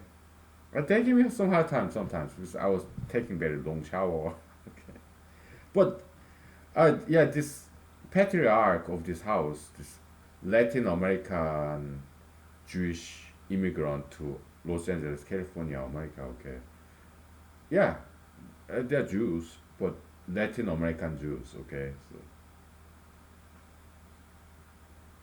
So they came from Latin America to America, but they're Jews. So I guess I don't know where they've been. Their ancestors been to Europe or they came straight from Israel. I don't know, but they are Latin American Jewish Americans. They were in Latin America, maybe Peru, Argentina, Brazil. I don't know, but I don't think it was Mexico. Okay, from what I recall, they were like farther down south. Okay, Brazil or Peru, Argentina, Chile, maybe. Alright. Yeah, so the Latin American Jewish immigrants to America, USA. Alright. Yeah, they give me some hard time sometimes, but mostly they were very nice to me. So I had this computer programming job interview. Back then I was working in McDonald's, Subway sandwich, okay. So this patriarch of this family, Latin American, USA American family, Jewish family, the patriarch, the father of the household, the man in the room, right? Adult in the room. Yeah, he was so nice to me. Okay, so he told me how to put this necktie around this plastic hanger. Yeah, you do it like this, okay? So yeah, and you bring that to me, okay? The necktie and suit. Yeah, go get it. Go get it, son. Yeah, get this job, program a job. Okay?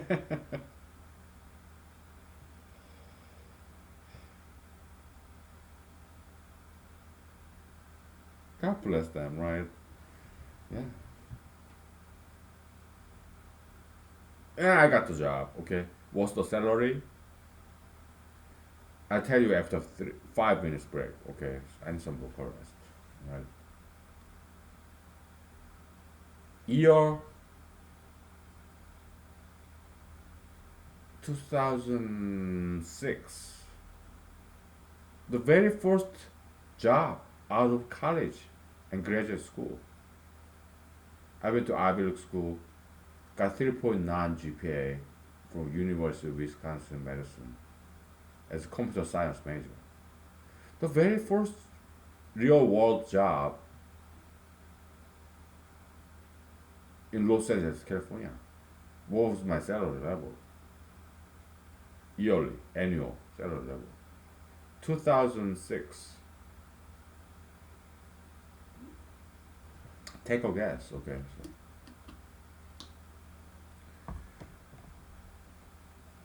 Okay, we'll take 5 minutes. Okay? Alright.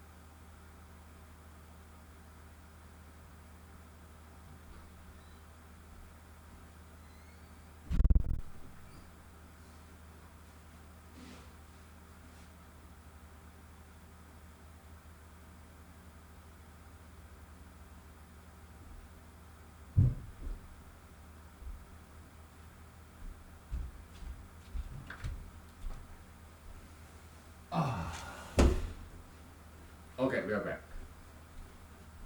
Story time, right? Yeah. Yeah, interesting personal history. I'm sure you have too. Okay. Yeah, share it with us. Teach us. Okay. Share it with the rest of the world. Your personal history. Okay. Yeah, I got mine. You got yours. Okay. Yeah, share it with us. So I'm sharing with you. Okay. Yeah. So it was $30,000 a year. 15 hours. $15 an hour. Okay. How do you calculate that? Yeah, there are 50 weeks. About a year. Okay. You work 40 hours a week, full time, right? So, and there are 50 weeks a year. Okay. So do the math. All right. if you make $15 per hour full time, working 40 hours a week, so you earn $15 per hour, and then you just multiply by two. Okay, 30, and you add K, $30,000 a year. Okay, so that's rule of thumb calculation of annual salary, conversion from hourly wage to annual salary. Okay, so that's what I got. First job out of college. My colleagues, okay, they got lower GPA than me. They were making at least twice of that, thrice of that. Okay, so but I was still happy. Why? I was pursuing my dream to be an actor in Hollywood, Los Angeles, California. Of course, I didn't quite make it, but still, I was pursuing my dream. So I was very happy. $30,000 a year, $15 an hour. I was still happy, and I enjoyed my job. Okay, so it was a small company. They were selling this wonderful, very good product, jewelry, right? Yeah, ran by Chinese American immigrants. Okay, they are very smart. Okay, they hired me. Okay, so I have to tell you about this experience in McDonald's joint in San Fernando Valley. Okay, I met this African American gentleman. I think he was younger than me. Okay, so he was high school football star. So he became a manager in McDonald's joint. He was very nice to me at first. Okay, so he and I, African American gentleman, very handsome guy, very well built. He would tell me he was football star in high school, somewhere in California. Okay, yeah, he was very handsome, very well built, African American young man who's younger than me. Okay, so yeah, we went to a bar together or restaurant, right? And he would tell me his story. I would tell him my story. Yeah, I went to computer science major, graduated 3.9. I went to Cornell, Ivy League school, computational biology. I dropped out after 2 years. Then I came to Los Angeles, California to become an actor. And he would tell me his story. I think he's younger than me, about 2, 3 years. Because by then, it was year 2006, I was like 28. I think he was like 23, 22, something like that. Okay? He's younger than me. Yeah, he would tell me his story like he was a football player, okay, with a linebacker. I don't know all this terminology in football, right? Yeah, and he got this job in McDonald's. He's a manager there. Okay, okay. So after I told him about my education, my background, and what was I, his employee, his subordinate. I was older than he, more education, but I was still his employee. So obviously, he kind of got jealous of me, of my higher educational experiences. So he started treating me like as if I'm some kind of slave. He was very mean to me, okay? Before that, I worked in Subway sandwich.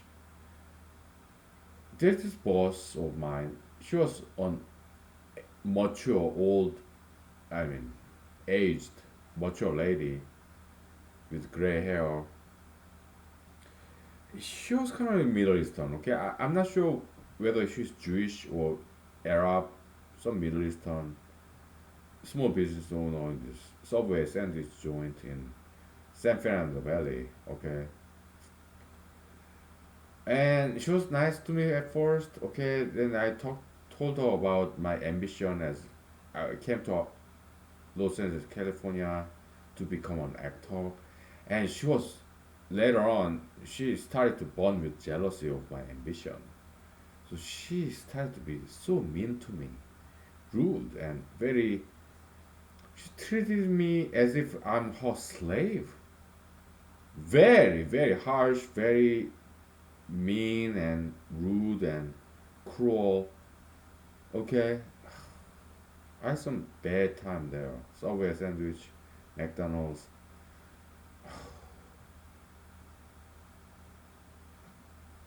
So this Chinese American entrepreneurs in Pasadena, California, they offered me this computer programmer job and I took it. All right. What was the minimum wage back then? Subway sandwich and McDonald's, maybe $10 an hour. Okay, so it's $10 per hour multiplied by two, 20, and you add K. So 20,000 a year. Okay, very bare minimum wage. Okay, and the computer programmer job I was offered 30K, $15 per hour. So I took it. All right. Yeah. But before that, okay, I was working in McDonald's drive-through crew. Yeah, you have milkshake. Here is it. Here it is. You have some soda. Here it is. You have some French fries. Yeah, I learned how to cook French fries. Okay. Well, I never got to flip the burgers. That's higher up. Burger cooking. That's higher up in McDonald's. Okay, so I never got there. Okay, so yeah, but yeah, here it is. $7.52. Okay. And one day or 2 days, 2 nights, one night, 2 nights, there's this African American young females. They're good looking, but they gave me some strange vibe. I don't know whether they're LGBT members or not, but they were very arrogant. Okay, so one night I served them these French fries, and they complained to me, "Hey, this French fries is too cold. It's too dry, too old. Give us a new one, okay? French fries." Okay, okay, yeah. So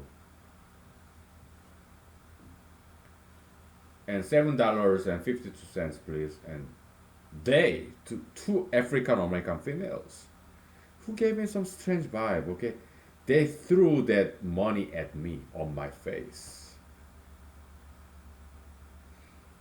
They threw money on my face. Two African American females. All right. I don't know what they are. I don't know why they are upset. But they threw their money on my face. They threw it on my face. Okay. Here is your money. Take your money. What did I do? Nothing. Absolutely nothing. I just sucked it up. Sucked it up. Why? I don't lose my job. I don't have time. Okay, because I was acting. I was pursuing my acting dream. Okay. In my spare time, I would memorize this line, my monologue, to go to these auditions. I don't have time to fight them, sue them. No, no, no. I just sucked it up. Okay. I didn't tell anybody. Because I don't have time. I'm here in Los Angeles, California to become an actor. Yeah, the morning star over Hollywood night sky. I would tell my acting class colleagues, I want to be this acting celebrity, celestial body one day. I have an ambition, I have a dream, I have a goal, objective. That's why I came to Alaska. I mean, not Alaska, Los Angeles, California. Okay, so yeah, I'll make it one day. I have a dream, ambition. I have no time to fight. Yeah, they mistreat me, treat me like slave, whatever. Okay, I don't have time. Okay, so yeah, I just suck it up. Tomorrow, yeah, I have some big audition going on. Okay, so I memorize my lines, monologue that I wrote myself. Sometimes they assign us to memorize these lines. Yeah, I study that, dress up, drive there, audition spot, and some directors they are mean too. Alright, mostly they are nice. Okay, but some of them are so mean to me. It's like anywhere else. Okay, 1% of people are so rude and mean. They're so bad in computer programming, acting, McDonald's, customers, clients, whoever. Okay, this is 1% of people are so mean and rude and they're like kind of like drill sergeants in basic combat training, right? Yeah, we need them. Okay, they discipline us. Yeah, it's so cool. Okay, so I just sucked it all up. Okay,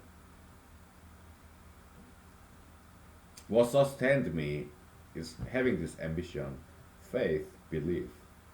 Even though it never came true. All right, but still, having ambition, having a dream, having a goal,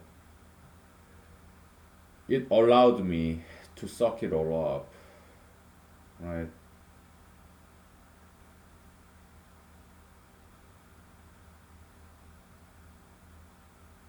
because I have better things to do than fighting them. I'm busy. Tomorrow's audition. Yeah, these people give us attitude, right? But I'm busy. I have bigger and better things to do tomorrow. Okay, audition is coming tomorrow or this weekend. I have to memorize this line to fulfill my dream as an actor in Hollywood. It never came true, but it kept me out of trouble. Okay, I said two females. What do I do with them? Okay, they threw the money at me, coins and dollar bills at me on my face, right? Yeah, yeah, whatever, right? Because I'm busy. Tomorrow I have this big audition. I have my ambition, dream, goal, objective. So I was capable of sucking it all up. Okay, I didn't say a word to anybody. I didn't talk about this to anybody. Okay, until today, until now. Yeah, there were two of African American females. They treated me like as if I'm their slave, throwing money on my face. They're so mean. I don't have anything against African American females. 99% of them, they're very nice. I met them. I even dated them. Okay, they're cool, beautiful, alright? But these particular people happen to be female gender and African American race. I'm just saying, telling you what happened, right? Have I had some bad experience with Asian females, Caucasian females, Jewish females, Hispanic females, Arabic females? Yes, all of them. Okay. So I'm not picking on particular race or gender. Have I had bad experience with Caucasian males, African American males, Asian males, Jewish males, Arabic males, Hispanic males, native males? Yes. I'm 41 years old. Been there, done that. Okay, experienced all this combinatorial combination of race and gender, good people, bad people. Okay, yeah, yeah. I've been through it all. Okay, I experienced all of it in my 41 years life.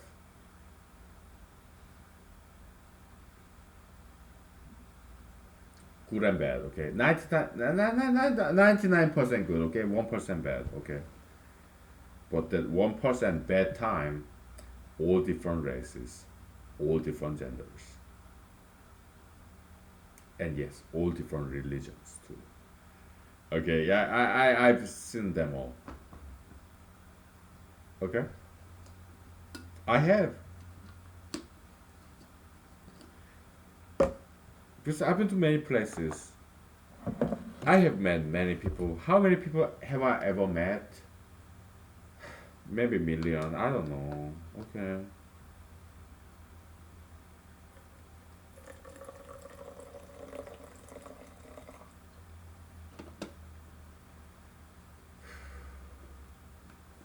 So I tell you one more story and then we take a break. Okay. So from Los Angeles, California, I moved to San Jose, California because Los Angeles, California, too hot, too dry.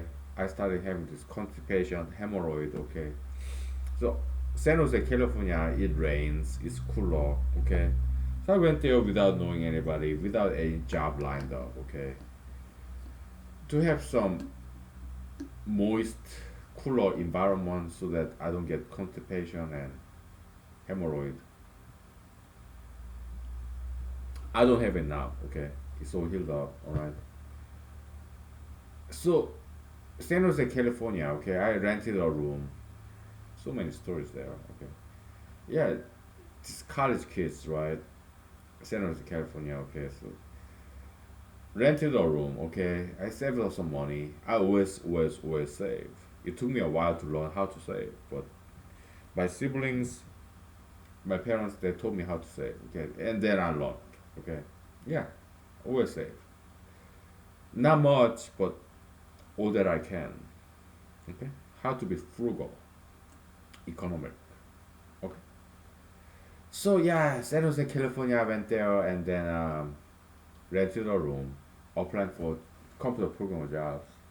I ended up joining the U.S. Army as a junior in the soldier, but before that, okay.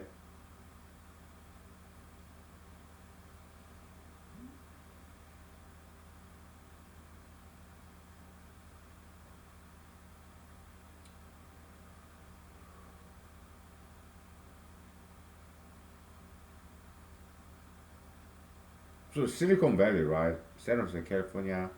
I went to this liquor store. Yeah,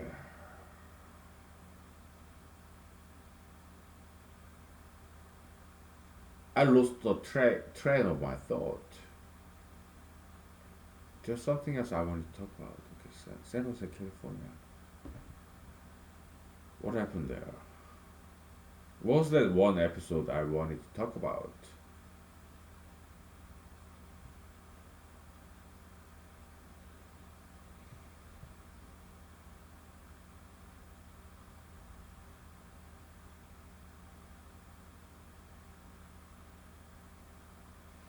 I don't remember. We'll take 5 minutes break, okay? So,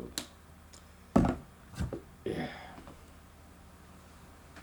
All right. We'll be right back. 5 minutes. Okay.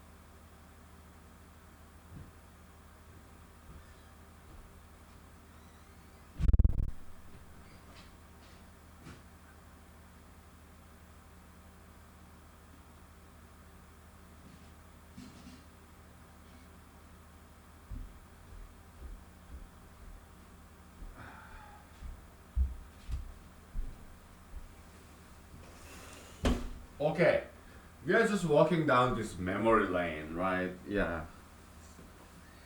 Monday, Sabbath day. We take Sabbath on Monday. Why? We're doing the weekends. We are too busy with mathematics, right? So on Monday we take Sabbath. We just talk about good old past time as a pastime, right? So San Jose, California is wonderful town, good people, okay, very beautiful, nice people, okay. But I cannot recall what this particular episode I wanted to talk about, okay. So I don't remember, okay. But during my cigarette break, I remember something else. Yeah, good old Bible, right? What character? Can you guess? One particular character in Old Testament that I'm thinking about. Can you take a guess? You need some hint? I give you hint. Dreamer. Okay, a dreamer. Dreamer boy. Dreamer, drummer boy. Okay, who's that? Old Testament. Book of Genesis. Yeah. Jacob's 11th son by Rachel. Rachel had two sons, right? Yeah, Joseph and Benjamin, right? 11th son, yeah, Benjamin. Joseph, okay. And Joseph would tell this story of his dream to his parents and his 11 brothers and maybe one sister too, okay? Hey, I'm Joseph, 11th son, okay? Yeah.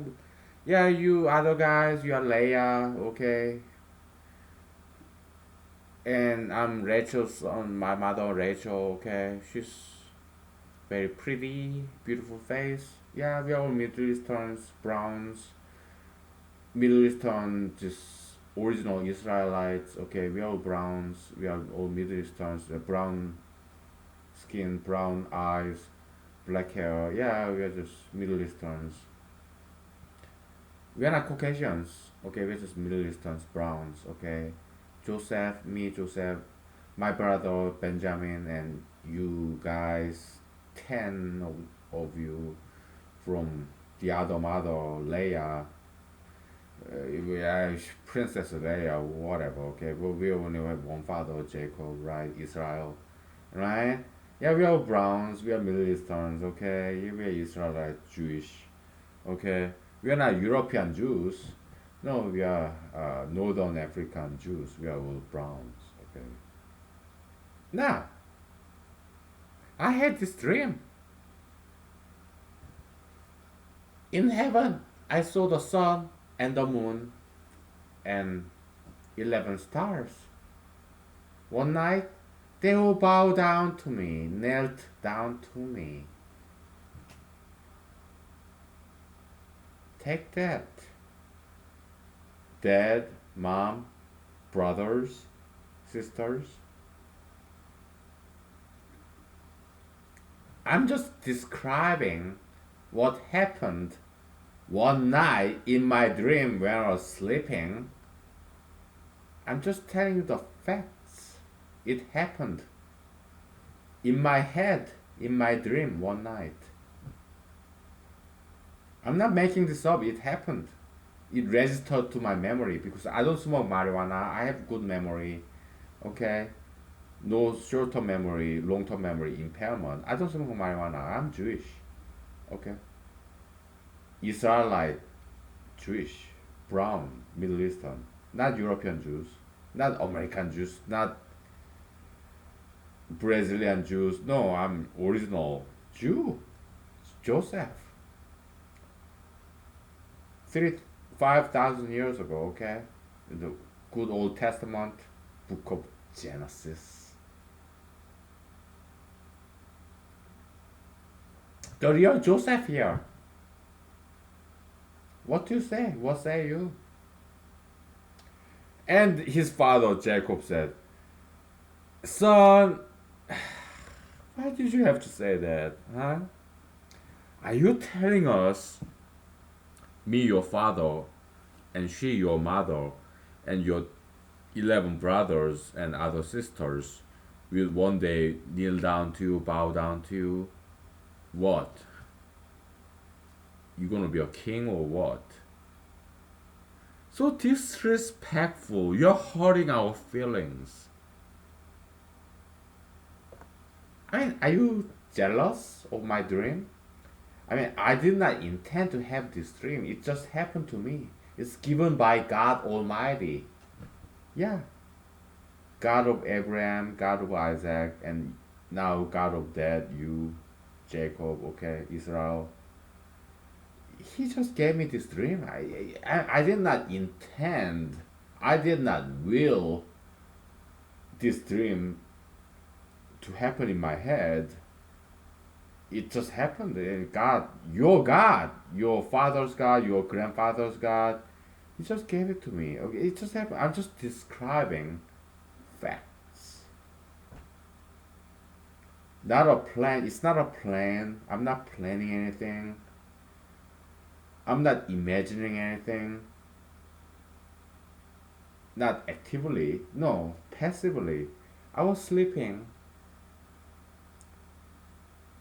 and God showed me this vision, this dream. God just gave it to me. Dream. I'm just describing you facts. The dream I had. The dream I was been given by God. Your God. All you people. We all have one God, same God, and God chose me to have this dream. Because you, father, mom, sisters, brothers, you didn't have this dream, right? But God gave that dream to me, of all people. I'm just stating the facts. I'm just describing you. I'm not prescribing you. I'm not telling you that you should bow down and kneel down to me later in your respective lives. I'm not prescribing, I'm not ordering you to kneel down to me. What I'm saying is, uh, perhaps that's what's going to happen.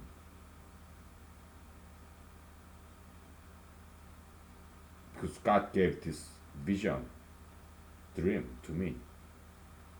And it's fact.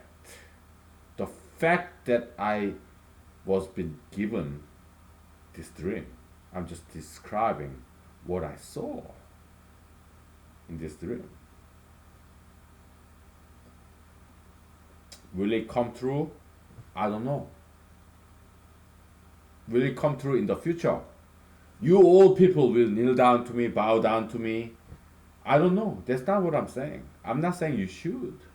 What I'm saying is, that's what I saw in my dream.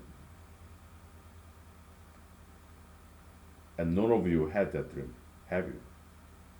That sucks to be you. Brothers. 10 of you older than me. Just one of another brother. Same mom. My beautiful mother, Rachel. Yeah, Benjamin, right?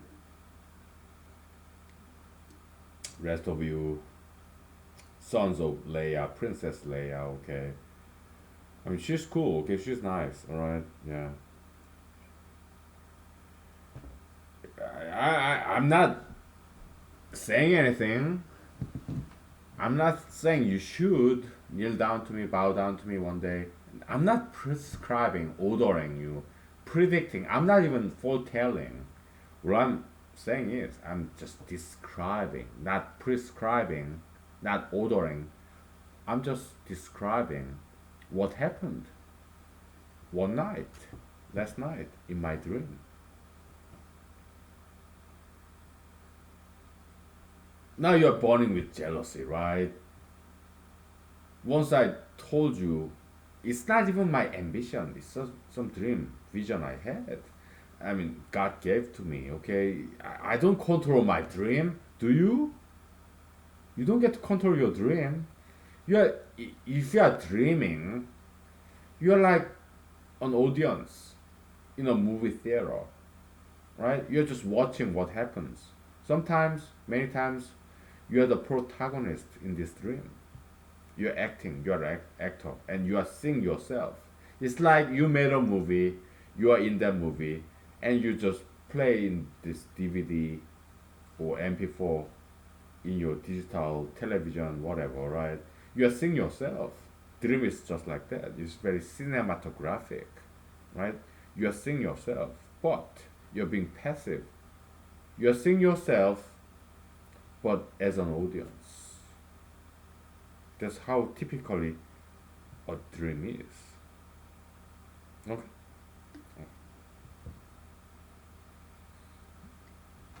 We'll stop at this time because I have to make sure this gets saved. Okay?